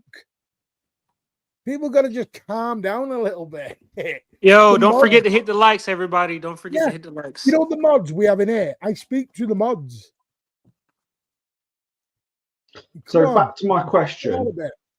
I always knew Ozzy was an ITK. I know Ozzy asked him that question. I'd like to hear the answer. I'm so anxious to hear. Just quick one. Davey Mack, thank you for your £5. No right back, 3 wingers who can't cross the ball. I agree with that at the minute. No, Sabinho can cross the ball because he got 11 assists. I don't think crossing is Sabinho's issue. It's goal scoring that's his issue. So 4 keepers. Wow. 2 injury prone. 4. Yeah, the 4 goalies thing is wild. I don't know how we ended up with 4 goalies. 2 injury prone centre backs still here, but say 40 million away. Swales out. Fuck off with your Swales. Big up, David Mack. Outdoor bench. Thank you for your continued support. Question with the panel: would you try Rodri, Nico, and Reinders? I would. We will come to that. We will come to that. But finish your comment, Ozzy. Yeah. So what I was going to say is that with Ederson leaving and with the mistake that Trafford made, and there was a lot of people questioning Trafford at that point, and now we've brought in a world-class goalkeeper. Who can't kick? But can he get the ball at the back of the net? Alan, you got to stop saying that he can't kick. Can he kick as good as Ederson? No. But who can? We've got to stop doing this, comparing every player to one of our legends. Yeah. I said this earlier, Martin. I said, but we've had to. KDB's gone. We've had to move on from him. There's not another KDB Mark 2 out there. There's not a Guerrero Mark 2. So you go and get different. We've got to stop comparing our players to our legends. I don't hear you comparing Guardiola to Mancini, though. Because you go fucking quiet on that one, don't you? Don't do it, Alan. Don't do it. He will do. That's the problem. I sent Alan a video. Since Alan, you sent me a video of Trafford with his feet. I sent you a video of Donnarumma using his feet. So watch that, Alan. Yeah, he can I'm do watching it. it now. I'm watching it now. Look. No, but Alan, he's not as good as Ederson. But Ederson is the best in the world at his feet. Even Alisson has to admit to that. But let's You know be what I mean? straight. Ederson had declined in his shot stopping. Yeah. But That's also, not- That's the most important thing for a goalkeeper to do is keep the ball at the back of the net. yeah, but also you haven't asked your question because you told Alan that he was looking for world-class players and he's been given a world-class keeper and he's against him. Well, yeah, that's basically it, really. So, I mean, as much as Alan's complaining, saying, it's unfair on Trafford. Well, at the end of the day, Trafford is not a world-class goalkeeper. I think he's an excellent, I think he's a good goalkeeper from what I've seen so far. I think he's made some good saves. And like I said, the save that he made at the weekend was outstanding. Thank you, Alan. Fight back, Alan. Is Daniel. But this is my thing too, Ozzy. Like, this is my thing, right? Like, Alan wants to be protective of Trafford, but he doesn't care what happens to Rico Lewis. He doesn't care if we bring in somebody to replace O'Reilly. No. Listen, To be fair to listen, Alan, listen. he used to drink with Rico Lewis in the what was it? The white hart in Whitefield. The white horse. White horse in Whitefield. He knew Rico. What do you mean? He just was called him out. shit. He just called him shit 20 minutes ago. No, I didn't. Yeah. I called Yes, Rico Lewis is a midfielder, not a fullback. But is he good? Shit. Is he good enough for Manchester City? No, he's not. He's also As another in chum driver. midfield, he'd do a job. In Alan's words, he's another chum driver. Okay, then. Do a job. Do a Alan, job. I'm going to list you 8 midfielders now. But if we're going to talk about that fucking Nunes, he's a No, tram driver. no, Listen, then he works as a tram driver, then he works part-time in a kebab house. Alan, let's bring this back to football because what the people are here for on their channel to listen. It's their channel. Right. Rodri, Nico J, Bernardo Silva, Phil Foden, Oman Mamouche, Cherka, Kovacic, Nico Riley, Rico Lewis. Where is Rico Lewis in that order? Who is Rico Lewis getting in ahead of in all them players? Oh, no, I know. Right. This is the question. But he's that got we to always sign get another right. contract. He's got to sign another contract. Yes, I agree. People are not saying Rico Lewis is a bad footballer. What we're saying is he ready for Manchester City quality first team games? At right back. Well, the way they bought this year, they're a mid-table team now, so he might be. Fucking hell, and there we go with the A to Z. But I understand your worries about top 4, but if you look at the windows of the people who would be challenging us for that, like Aston Villa look piss poor. Forest is lost to West Ham. Yeah. Are you Right? telling me Sunderland are better than us? Are you genuinely saying Sunderland do a 6 right? Are we not? Listen, I get the upset and I get the when's our next win coming from. I understand it. But hand on heart right now, I'm going to take you back to the season we won the treble. And I know we had a better squad. I know before I won it. We have generally always had a shit start. Well, mate, Yeah. mate, do you? This is a question to everyone. Now, you might hate me for saying it, but do you think Pep's been found out? That wasn't the question. Well, you've just changed. No, I'm the asking whole a question. dynamic of I'm the asking a man. question. We will come to that. I promise you we'll come to it. Yeah. Promise you that question will get asked. I promise you. Big up to it, by the way. One thing I will say. What the Hurricanes, Tyreek? Yeah. Anyway, we're going way off tangent here. Anyway, it doesn't matter. We'll move on. Right. Give me a rating out of 10 for your window, Ozza. Oof. Just for the summer window, yeah. Yes. I would probably go 7.5. I think I like the business. I like Reinders. I think yes, he's had 2 bad games, but I think he has got the quality. I think he just needs time to settle and get used to the squad.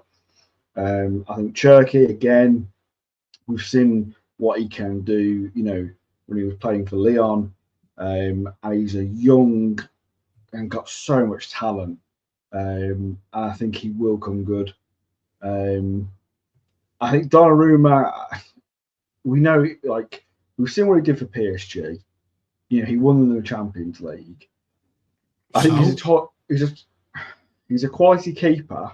I haven't got a crystal ball. Like I am in the camp of I don't know how he'll fully integrate into the system where we play, but I am willing to give him the chance because he is a world-class keeper. Only time will tell.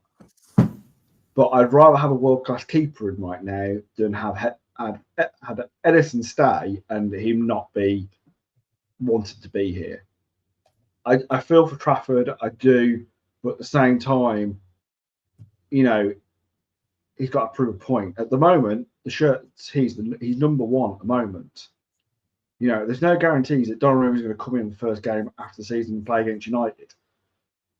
I don't see that personally. I think Pep will probably stick with Trafford until he makes a mistake, because why would you pull a goalkeeper straight away when he's made one mistake but he's made up for his mistake? But we'll see come United. I'm trying to think who else was signed there. Reinders, Cherky, Bettinelli, Trafford, ain't no. Bettinelli, you can't really count. I mean, he's a backup, even more a backup keeper now. So yeah, I think it's been good. I think I'm looking forward to seeing that these players develop and get better. I am disappointed with the right back because I do agree. I think we should have signed a right back. The problem is who would that have been? Because I wanted Livramento, but that deal was just not going to happen, at least this summer. We're very limited because of what you said earlier on, Martin, what we've said for weeks and months, really, since the end of last season, that it would have to be more likely somebody to fit in the quota that we needed. And that's why we were looking at Livramento.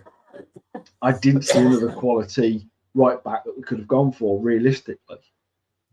So I would rather wait, but at the same time, as I said before, I think, you know, you've got to have a solid player that we know that can do the job, and that's why I thought Akanji may be a mistake, because I don't think Rico Lewis or Nunes are up to the job, especially if you've got someone like Aït-Nouri out on the left, who I think is a really good player, but he's not that defensive, solid player that we need.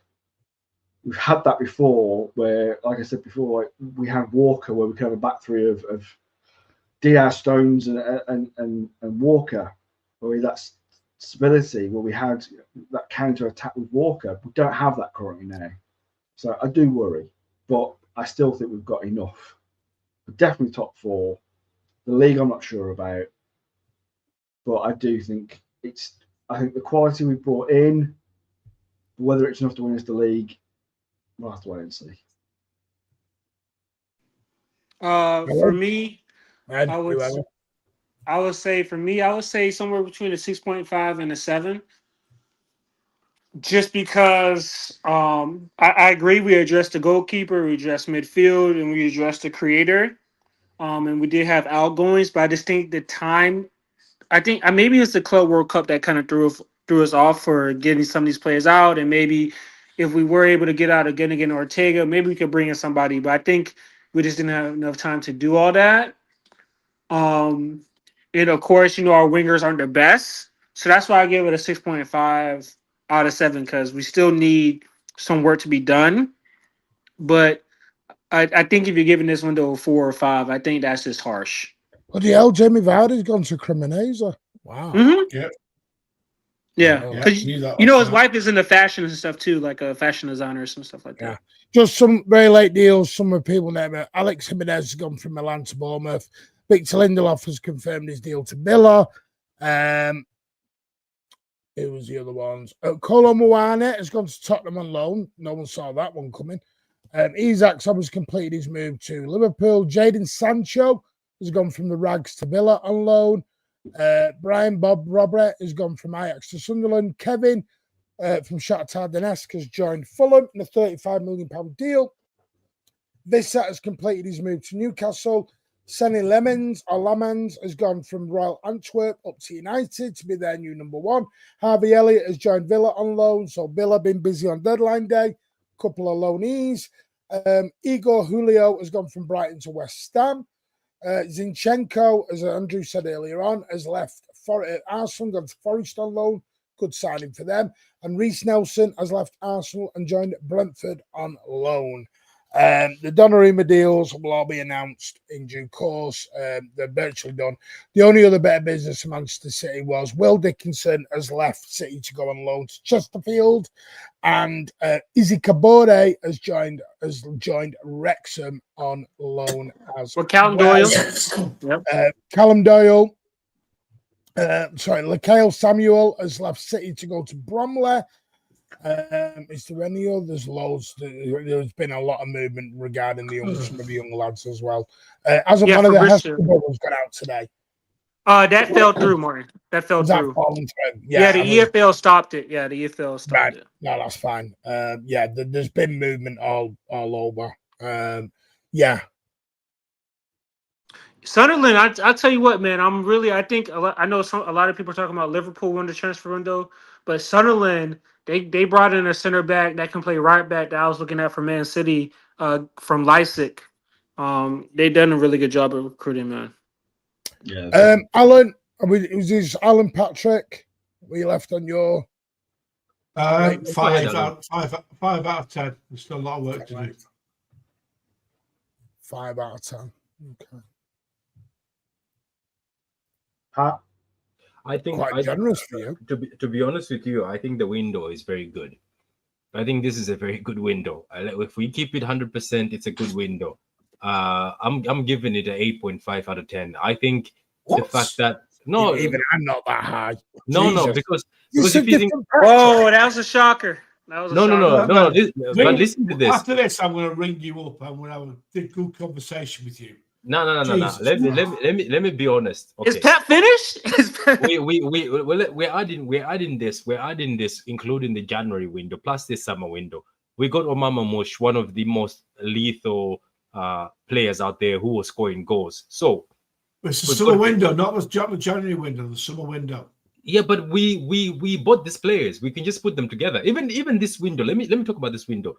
We got Cherky, one of the most exciting number 10s out there. One of the most talented. I've yet to see it. I've seen it. I have seen it. I have seen it in France. I've seen him come against Germany and destroy them. Okay, this is what I'm trying to say is the only reason why people are hurt is that the start hasn't been as great as we thought it was. Tijani Reinders, everybody was twerking for him and glazing him after Wolves. Am I lying? I saw the tweets. People were glazing and worshipping him. Tijani Reinders was one of the best midfielders in Europe of potential and one of the best midfielders in Serie A. He was the MVP. What are we talking about here? The funny thing is, the guy who Liverpool have bought in Ekitike, is he better than Mamouche? No. Mamouche had better numbers, by the way. And Ekitike, yes, he's looking good, but Mamouche is better. Wirtz, right? As Martin has said, Wirtz has done fuck all. Sorry for my language. He's on 0-0-2 now. While Cherky is on 1-2. What we mean by 0-0-2 is 0 goals, 0 assists in 2 games. While Cherky, who people are saying is not good enough, has at least influenced the game and scored a goal in the Wolves game. Then let's talk about Tijani Reinders. If you go to Liverpool right now, tell me, Kirkes has only had one decent game. It was the last game, but he wasn't even that good. Kirkes has been struggling. The thing is, it's just that we haven't won. I'm telling you, if we scraped the Spurs win, and if we scraped a win against against Brighton, even a draw, people were not going to be calling this window shocking. The only reason why people are insulting this window, even though the players we bought are good players, I think they're good players. Personally, the only players I'm not happy with is Nunes, Phillips, because I think those, if you look at them, maybe they were a bit of hype. But if you're talking about Tijani Reinders, I think he's a good player. Even Nico Gonzalez, as much as people don't like him, I think he's stable when he plays. I've seen him play. He's very stable. The only issue is 2 things. I'm actually balanced between two things. Number one, is our manager, has he been exposed? His tactics, are they done? Or number two, the players are new and they can't grasp what he's trying to do. So maybe let's just give it time. And then the people who are in the comments crying over all this, everybody was crying for a rebuild, and Martin warned us that a rebuild will require you losing. So here we are. Here is the rebuild. Let's just accept it. But you cannot tell me that this window is as bad as people are saying. Come on, Tijani Reinders, Cherky. We were crying for Cherky. Let's not. Ozzy, didn't you see people crying for Cherky? I saw people crying, saying, please, close the deal. Close the deal. Please close the deal. What are we people having meltdowns when they didn't have the fee agreed? They were like, what are we doing? Viana's going to mess this up. It's like, but now all We of need a him from the sudden, Club World Cup. we We need him. I don't get it. Can I say, like, as well, if you look at the league and Cuckoo. over the last 3 games, have Liverpool looked dominant, like they're going to come to win the league? Oh, they haven't. They haven't. They've just scraped the games. People are going to get shot when that comes out. They've scraped the games. You're right. Have Arsenal looked like they're ready to win a title yet? No, I haven't seen it. Chelsea look like they're ready to win a title yet? Oh, Chelsea look a bit scary. That's all I can say. Chelsea just. Well, in all fairness, they've won 2 games and drawn 1. Okay. Arsenal. Cross has said we're finished. Arsenal have won 2 games and they've lost 1. All right. Tottenham have they've won 2 games and lost 1. All right. So we're talking about like all these top teams who have signed some quality players themselves are suddenly like they're so much better than us. And as Martin said at the beginning, and as I've said, and as you said, Patrick, we're 3 games in. Okay, we never start any season really that well. We normally kick into gear come December time into January, and then we see who's going to win the league. Okay, then we. I like to think what you're saying. If we get beat by United, if you soon change the tune, then. But Alan, we've been when it comes to a derby, mate, and you know you can never tell. We've been the better team than United for the last decade. We've had, and you look at the treble team that we had. Okay, we still lost to United. Okay, so we could still go out there and win in a couple of weeks. So I'm not turning around and saying that we're suddenly shit because we lose to United, because in a derby anything can happen, mate. We can't lose United under any circumstances. I like it. But by the way, according to this, see this Northern Cross, I'm starting to think you're a bit of a troll here, mate. We couldn't even sell. We've sold shitloads this window. Why? Can I ask you? But you know, sold shitloads. Do you know? I don't think we should be losing to United, by the way. I think they are so bad. They're so much worse than us we'll lose right now. We'll lose though. They're above us in the league. I would. I really hope we don't, because we are such a much better team than. Can I ask you, how do you feel, Ozzy? If you look at it right now, I just have a feeling that these guys, because if you watch United right now, they're actually missing their chances, and something is telling me that, trust me, the day they play us, it's when they'll put those chances in the back of the net. I hate them for that. I hate. That's what we got Donnarumma for, Pat. That's what we got Donnarumma for, though. I personally think United are such a mess that with all the, I mean, there are 2 weeks, right, where they're not going to get the massive criticism for a while. They're going to have to turn it off. But as soon as we come back, it's going to be Amorim, his system. Amorim, if he doesn't win this game, he's going to be sacked. The negativity that's swirling around United at the moment, I would not want to be a United fan right now. I would not. Just to confirm, by the way, City have sold James McAtee, Yankutu, Maxim Perona, Manuel Akanji, Kevin De Bruyne was like going to free, Kyle Walker was like going to free, Victor Hayes, Echeverry was alone, Naipan was alone, Jimmy Barr, Cabore's alone. Doyle's gone out for 7.5, well, 5 going up 7.5 with appearances, about £5 million outlay initially for Wrexham. We've sold quite a lot. Come on, Gundogan's gone as well. What are we doing here? Let's not say we haven't sold, because we have. We've sold. Let's just, that's what I mean. Let's not do A to Z. No, are you going to answer the question? Do you think Pepsi found out? Found out in what way? Tactically. Alan, I would say Pep's been found out for quite a while. It's just that most teams have not been able to beat us, beat us to the league. Yeah, we had top quality players. Yeah. I don't think it's all of a sudden he's been found out and that's it. He's become a shit coach overnight. I really don't think that's the case, Alan.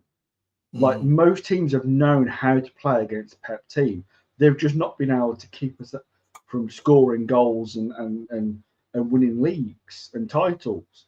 So if that's what you're saying, like suddenly everyone knows how to play against us. They've all known how to play against us. Most of them put 11 players behind the ball and just, we have to break them down. But have you noticed that nobody's fully parking the bus as before now? They are sort of playing us mid-block. Sometimes they're playing us just ready to pounce on us.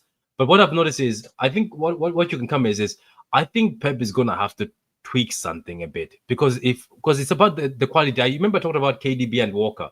I genuinely think as much as people abused Walker saved our backside so many times. So right now I'm thinking, Pat, do you think Spurs have better quality than us? No, they don't. They don't. It's they didn't. They even outmuscled Brighton. us, yes. Yeah. Yes, they outmuscled us. They pressed us really well, but were they better quality than us? No. Do you think what do you think? Is it fitness? What is it? I personally, I'm being brutally honest here. I do think it's match fitness. I think you have to remember, you look at Spurs, they had 7 preseason games. We had 2, okay? And we were playing at the World Club Cup, okay? So I do think we've got a lot of new players on that pitch. It's going to take time for them all to gel to get up to speed. Listen, if come in couple of months' time, if we're still in this position, I totally agree with a lot of people. I'll understand a lot more about the meltdowns. But right now, after 3 games, I just think we've got to be sensible. We've got to give this time to gel and get to match fitness.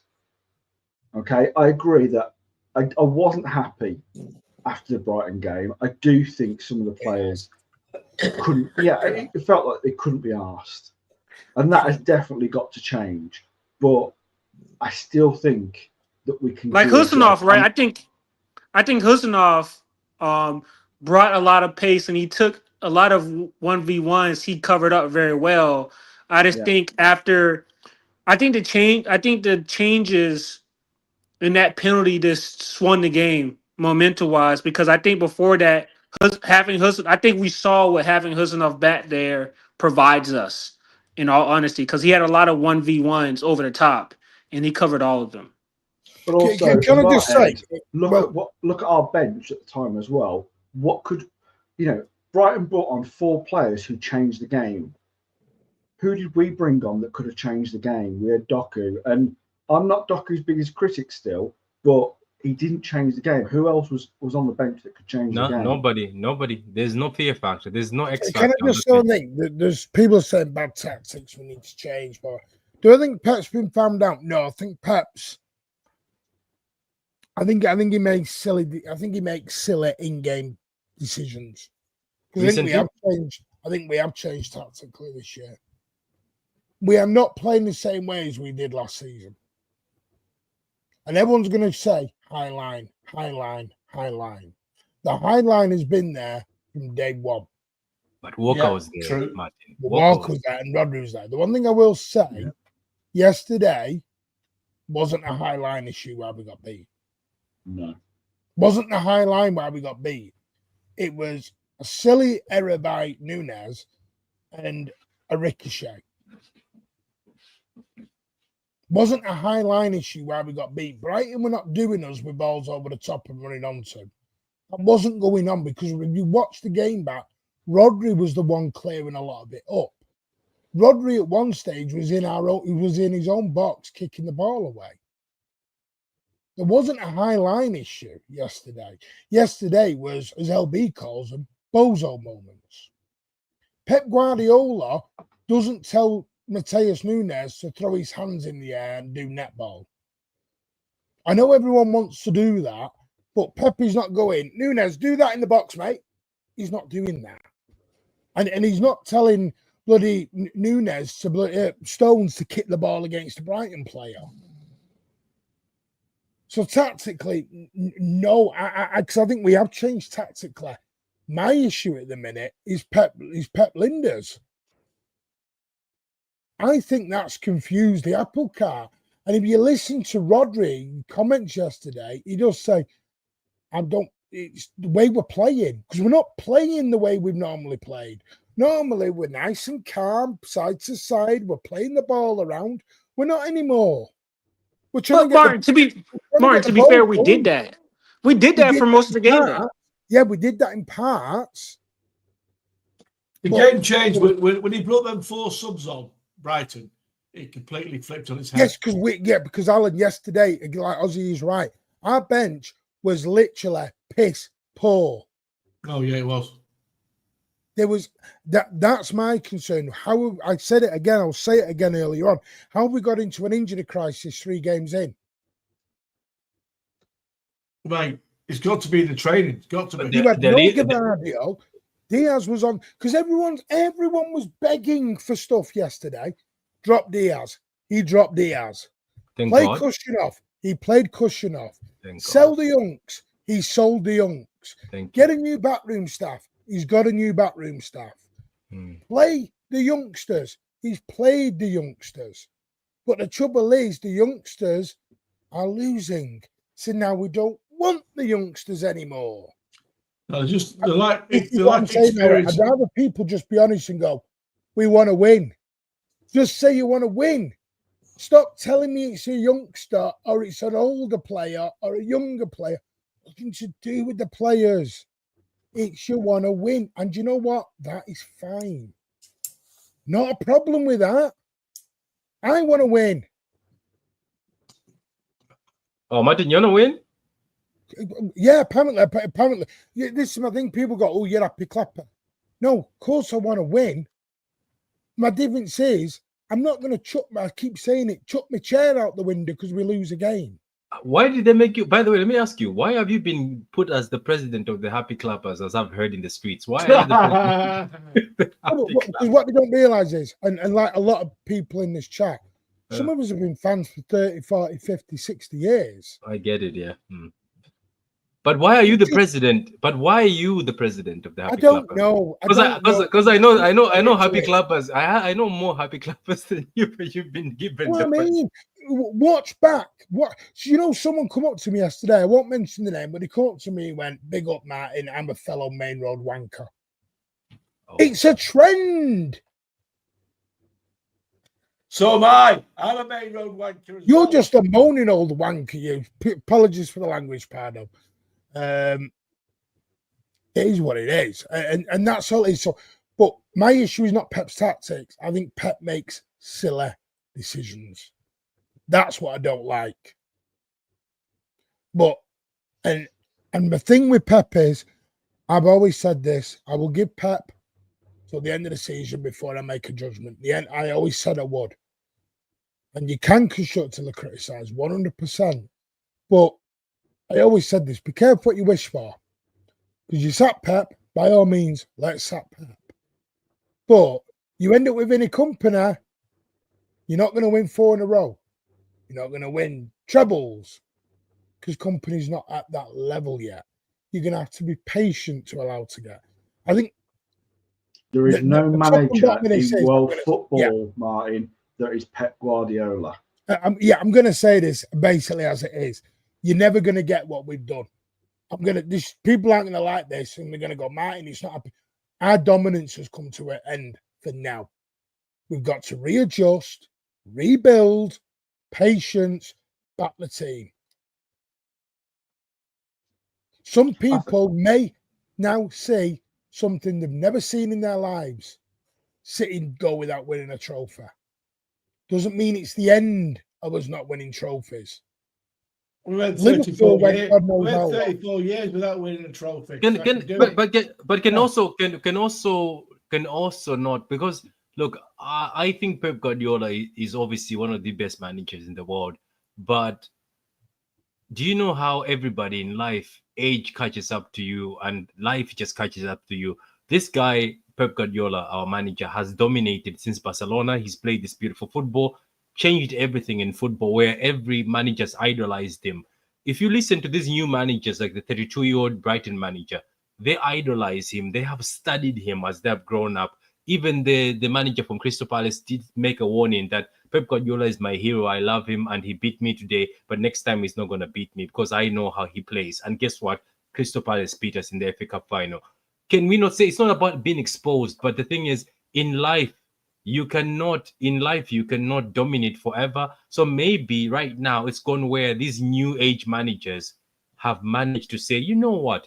I can go at him. I'm not scared, like the Sam Allardyce and them, man. I was like, we know how to play him now. So it's not like we're trying to say that, oh, Pep, you're finished. But sometimes it just happens. The same as Jose Mourinho. The Chelsea fans didn't believe it, that Chelsea fans didn't believe Jose Mourinho's time is up. Maybe it just happens. It's natural. You know what? It's fine, but Pat, it's a great two analogies here of Andrew. So fans don't want a prospect player, but they're okay with a prospect manager. And then the total example of this, right? And it's their opinion. It's from Sausage Office. Glasner is a Pep. Glasner. Wow. Going to be a good manager. Do not get me wrong. But you don't want that was Andrew's point. Right, I'm going to go to work now, boys. Cheers, Alex. I'm not saying that he's not a good manager, but Glasner is not Pep Guardiola guy. Can we? I know. Glasner is not. All right, I've got a question. Who is the best manager in the league right now? Yeah, who is the best manager in the league? Right now in the league, it's still Pep Guardiola because of based on what he's done. But I'm just saying, what if, like, and Pat, if someone like from United's manager who could get the sack very soon, but from Newcastle to Chelsea to even Liverpool, okay, if Pep was to leave us, do you not think any of them would not go for Pep Guardiola if they could? They would, but I'm just saying Arsenal would sack Arteta. They would sack him in a heartbeat. Yeah, but I'm asking you guys that.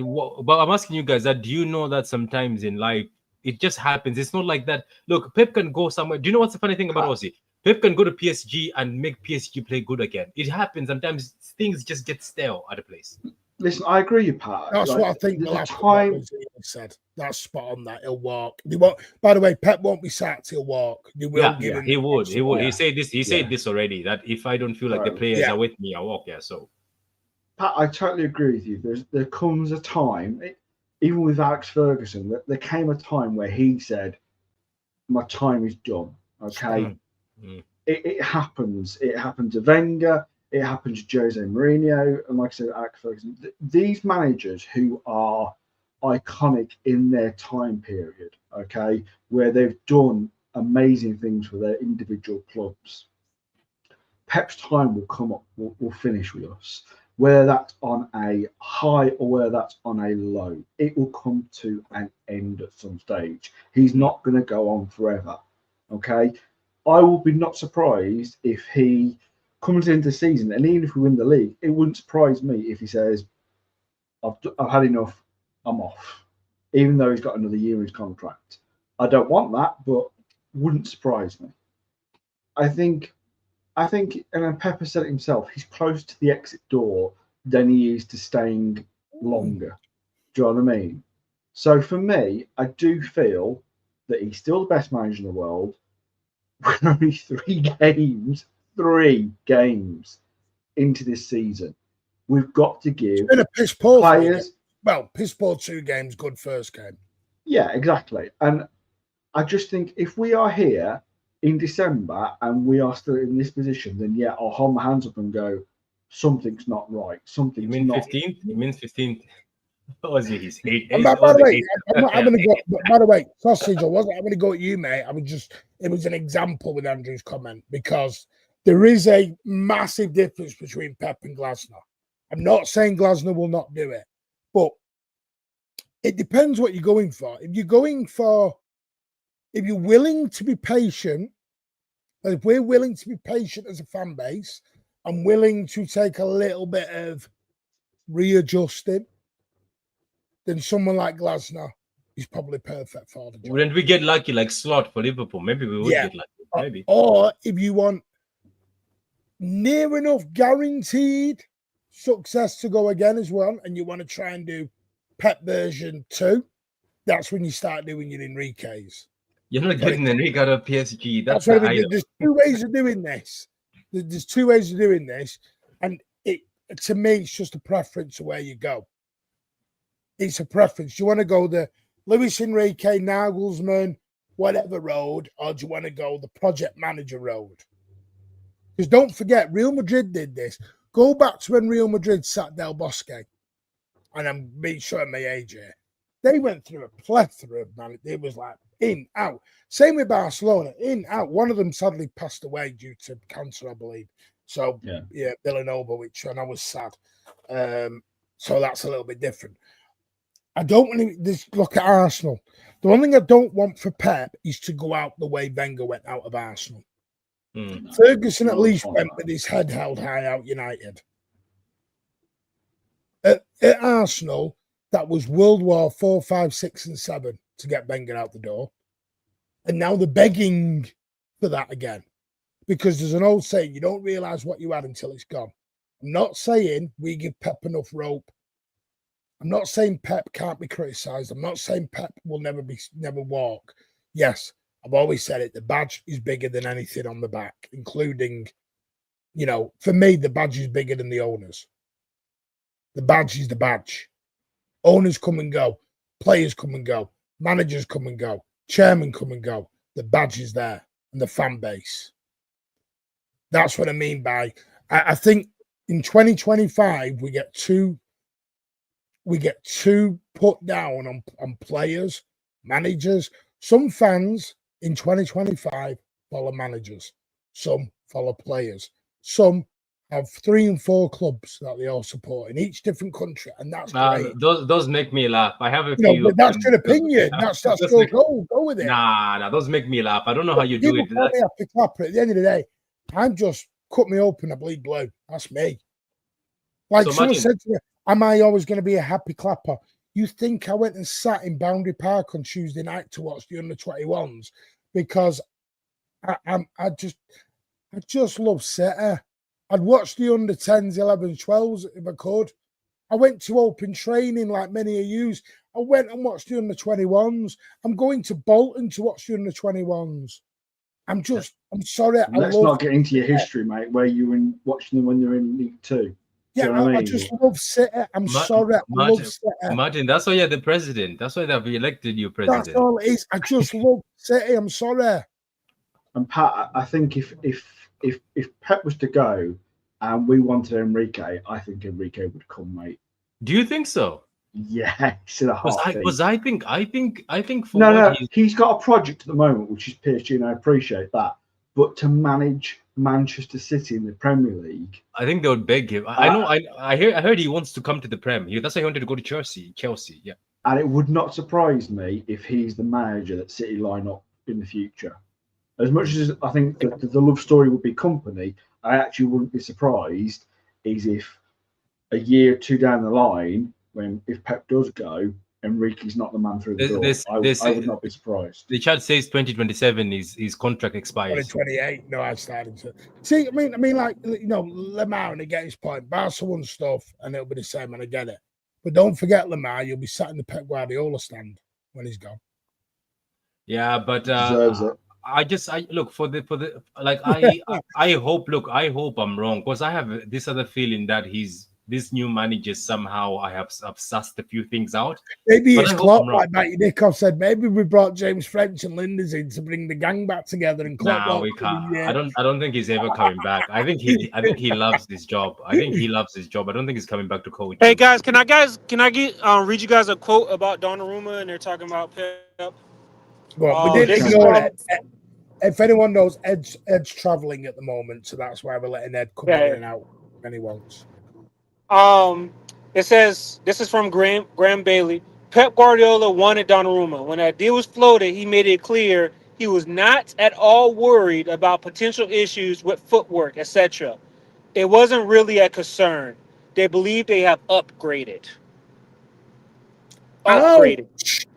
Ouch! Oh, that's a kick in Trafford's bollocks. Enjoy No, that, mate. I think that's a dig. Or is it a kick in Ederson's? At 'Cause let's be Ederson, yeah. fair, shot stopping was not his strongest suit. I think it's a kick in someone's bollocks. I don't know why. Like Ozzy asked the right thing. We keep crying for world-class players, and for the first time, they've given us a world-class keeper who, as I said, is the same time as when Courtois was going to Madrid. Why are we complaining? We are getting a world-class keeper. And Patrick, we have a world-class striker. Okay, you put those two together. Where if we can, if Haaland, yeah, and a world-class CDM, and if that's a hell of a spine, and We've got that's no talk about world-class players. yeah, that's a hell of a spine to go into a season where you've got Donnarumma, Rodri, and Haaland.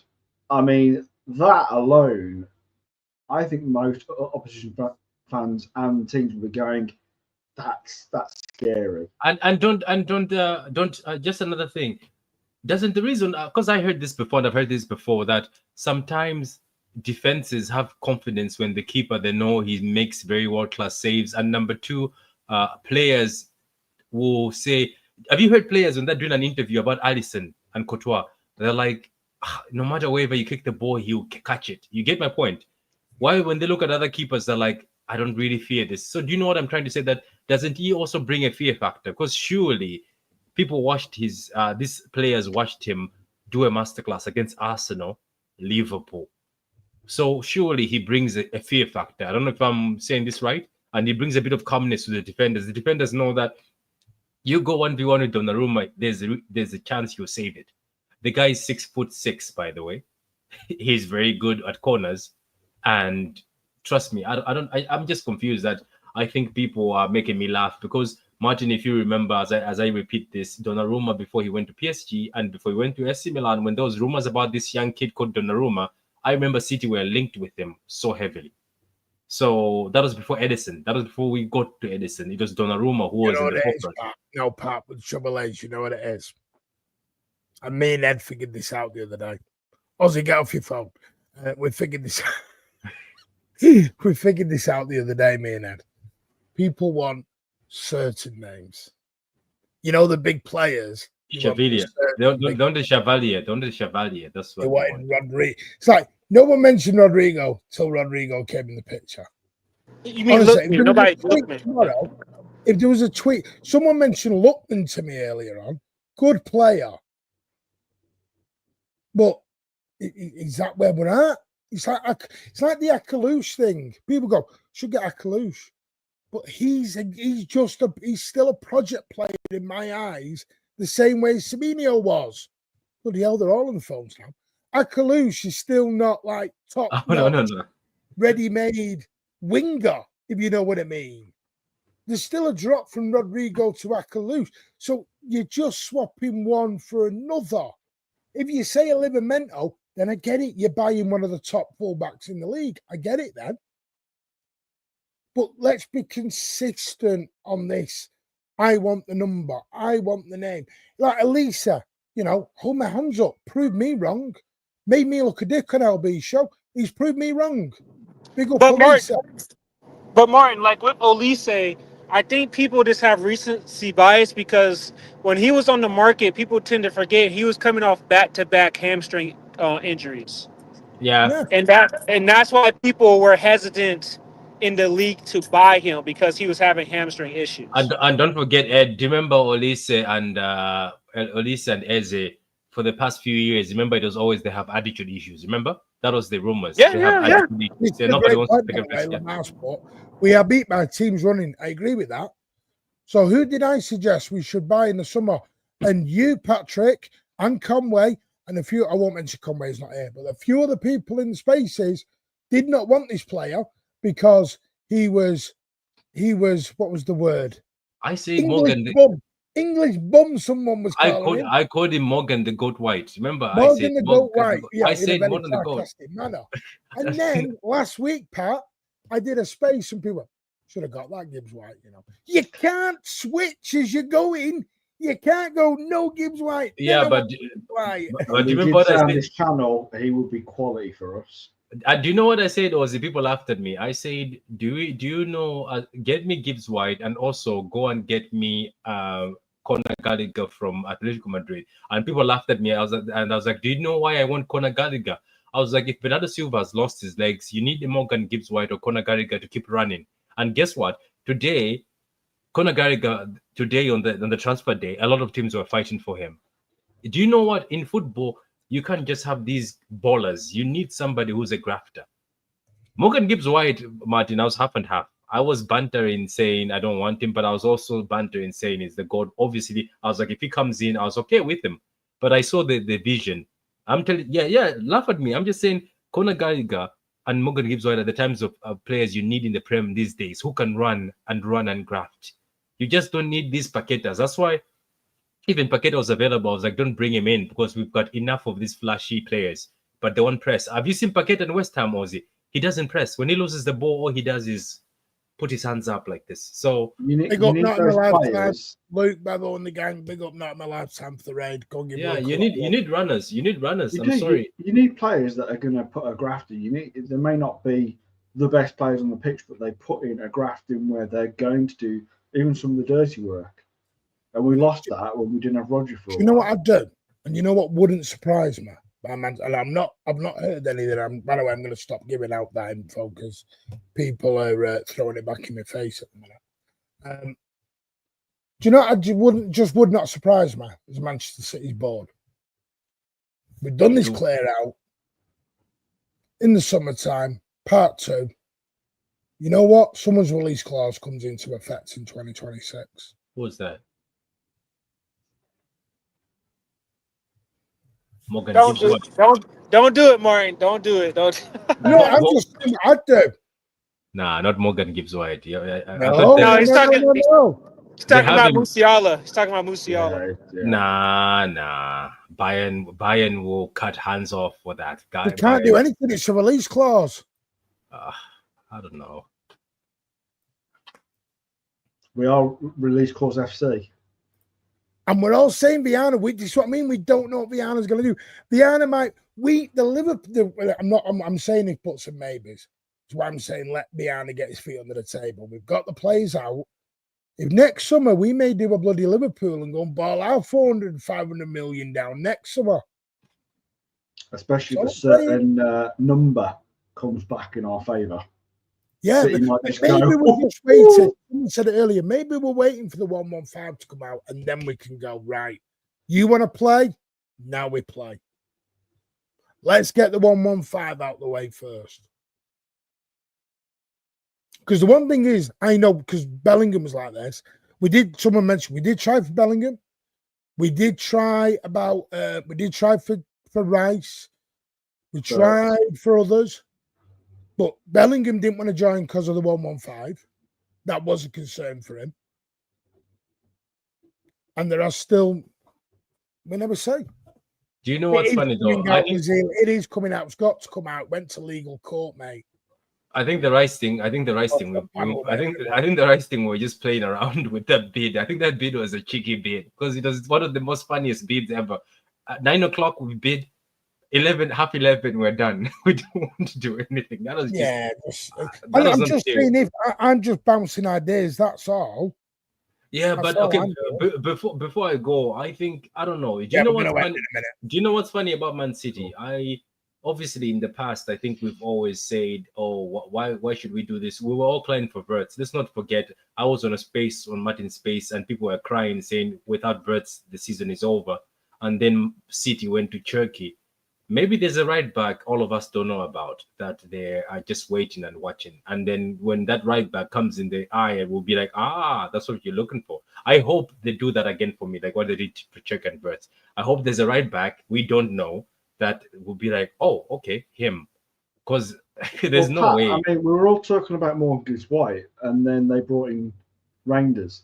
Do you know what I mean? We didn't know much about Rangers, let's be fair. None of us were calling that before Morgan, before everyone was talking about Morgan Gibbs White. So City have this habit of bringing in players that we don't know about, or they're not on the radar. Oh, Mama Can I Mush, just say nobody before you. we go, Yeah, exactly. Cameroon Ripping off. 69, big up for becoming a brand new YouTube member, mate. Appreciate your support.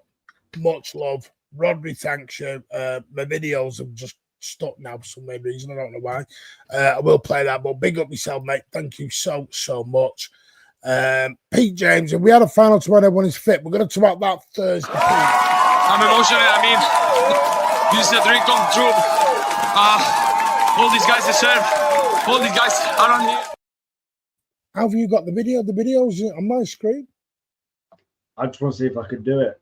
How have you got the videos? How have I got them? He got the keys. He got the No, keys. I know he's got, I know, but I've not got them on mine. I've even lost the backgrounds. Yeah. Oh, that's why I made it full screen. Shit. Okay. Right. I've just made myself look a right tip. I've gone full screen on it, and that's why I was. Anyway, we're going to leave it there. Listen, I know people are angry. I know they're upset. I'm angry and I'm upset. You think I want to travel 600 miles yesterday? And I was awake 26 hours yesterday. You think I did that for fun? Yes. Well, I did, but you think I did that because I wanted to get beat? Come on. Yes, you did. Yes, you did. Because you've got Also that want losing to streak win. away. Also want to win. We keep telling you stop going to away games, Martin. No, I'm just, by the way, first one I've lost this season, you dickhead. We won at Oldham and we won at. You told us you were clapping hands after you lost. You said I think this might be the wrong season to start keeping track, Martin. I think this might be the wrong season. He also told Exactly. us that Yeah. This may come back to haunt him. Out of three, we've won two. So piss off. I've got and Martin, you told us that you were clapping hands at the end, so you were happy with it. It was. We were all clapping at the end. There was a couple of people booing. There was. You know, I'm not going to lie. It's one thing I don't do. I am honest. Wait, is our next game at home? Is the next game at home? Yeah. The one thing I will say is there's going to be a show. Obviously, tomorrow I'm on Hussam's for Blue Pill, Red Pill at 2 p.m. That's going to be a babble of laughs with Hussam. Jesus Christ. That's just going to be. We've got everybody. Hey, he's not on the channel. You can't. Yeah, Hussam. Hussam don't mind. Hussam, Igal, and a Chelsea fan. I can't remember his name. 2 o'clock. Really nice guy though. 2 o'clock. That will be live. Ederson has arrived in. Hey, if Pep has been found out, Arteta has definitely been found out. Yeah. With that board fest I saw Sunday. Yeah. That was a board fest. And then on Wednesday, we're back with Blues Down Under and Stateside Blues, which has now got Canadian flag and everything included in it. It's now views from America and Canada because someone rightfully pulled me up on that, and I want to make sure we introduce both countries. If you do want to be influenced, Martin, stop giving delusional takes. I give my opinion, mate. If you don't like my opinion, don't listen. I don't like his opinion sometimes. Northern Cross, if you don't like my opinions, don't listen. They're delusional to you. They're okay for others. It is what it is. Stop getting triggered about what I say. Relax. And then Thursday, we're back Thursday night chat. Oil Brothers this week will be on Thursday, followed by Thursday night chat, where we'll go through a whole rundown of everything with the lads. But it's international break, no football this weekend. So we'll do some form of charity event this weekend for Alzheimer's and dementia. Why are you going to do a call-in show over the international break? Yes, we'll do a call-in show over the international break as well. Not doing it at the minute because everyone's a bit hyped and a bit, whoa.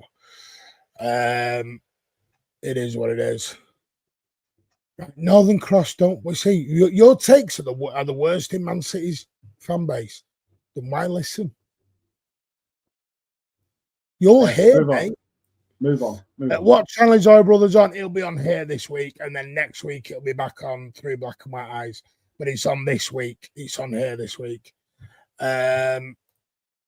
Right. So there we go. I think that is everything. Big up to everyone. One thing before we go, I will just share this with the group. because this has now come out. Share my screen. City Chief. There you go. Here it is. Yapıyor. Sarı lacivertlerin yeni transferi Ederson Sabiha Gökçen Havalimanı Genel Havacılık Terminalinden şu anda çıkış yapıyor. Sarı lacivertlerin yeni transferi taraf. I have done the 10 seconds before we get copywritten. Right, so there you go. Got around that. Ederson has arrived. Ederson is there. Ederson is confirmed to be gone.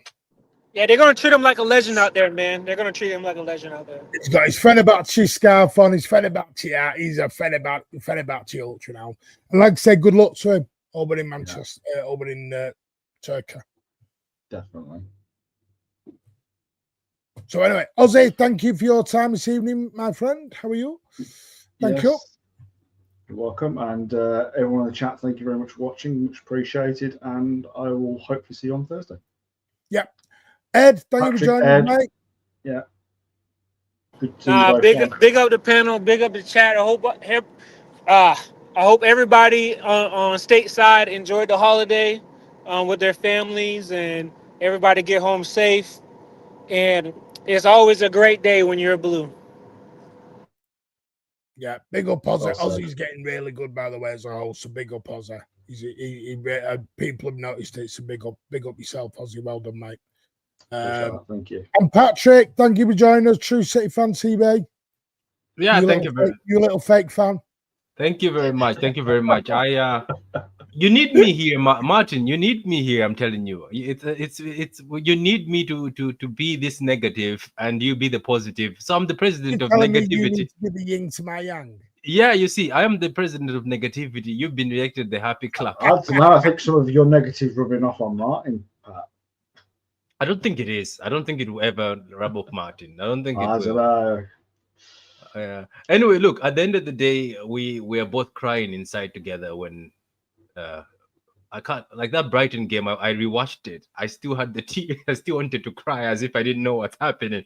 You know, like when you rewatch a game, I know what the result is, but when the goal went in, it still hurt me as if it's happening in real time. But then it will be grand. I have a feeling that we will embarrass a few teams because some teams will become too cocky, or they'll think like, oh, these guys are there for the taking. Somebody will get embarrassed.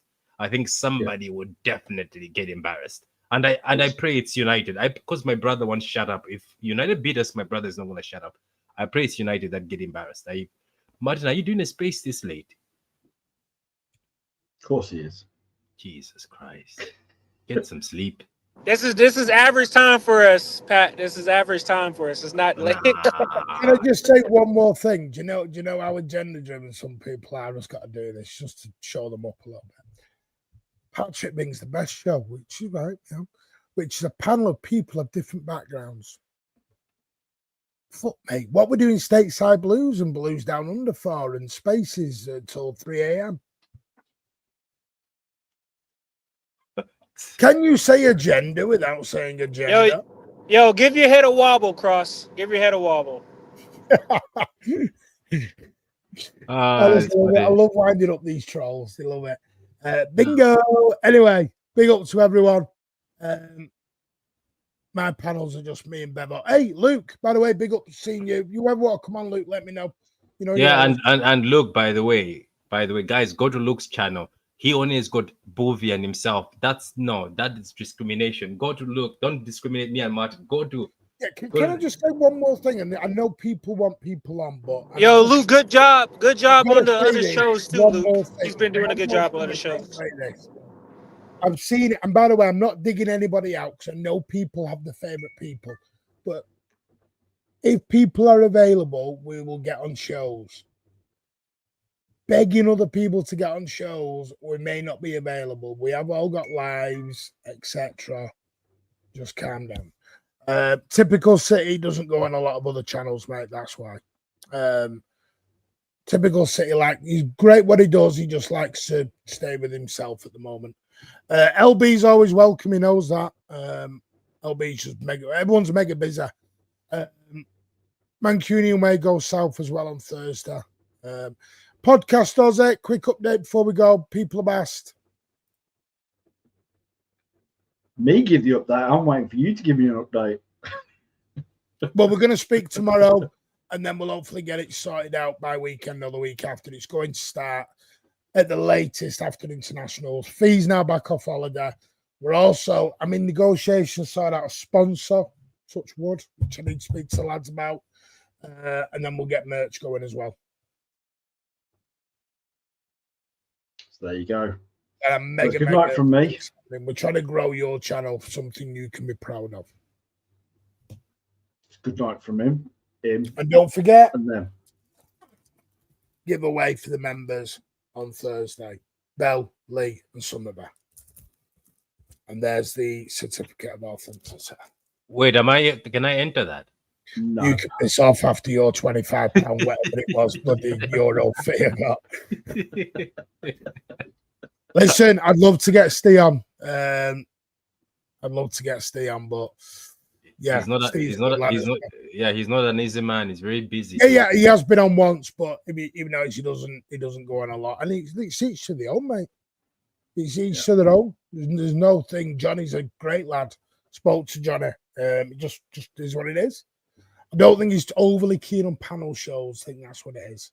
Yeah, you know what? People should know this, Mike, because people also writing me DMs and comments. The same thing is, like, it's not every YouTuber that likes to collab, and I don't blame. Like, it's up to somebody to say if I want to be solo. Like, some YouTubers genuinely just want to do their own thing, don't want to get into panels. Like, it is what it is. So you can't really force people, you know. Like, it's up to them. Panels, respect their wishes, yeah. Yeah, panels shouting and balling isn't for everyone. Yeah. Anyway, right, we're gonna go. We're leaving now. Big up to you all. We've done nearly 3 hours. Jesus, I didn't even realise it's how great this show's been. We've gone nearly 3 hours, not even realised. Big up, Luke. Big up. Get Pat to 5, get Luke to 2K, us to you to 10K, and we'll see you all some point tomorrow. Definitely Wednesday for 2 shows. Thursday 3 shows. Loads coming up here on the channel. As always, up the Blues. City will be back. Don't lose the faith, Blues. Take care. Good night.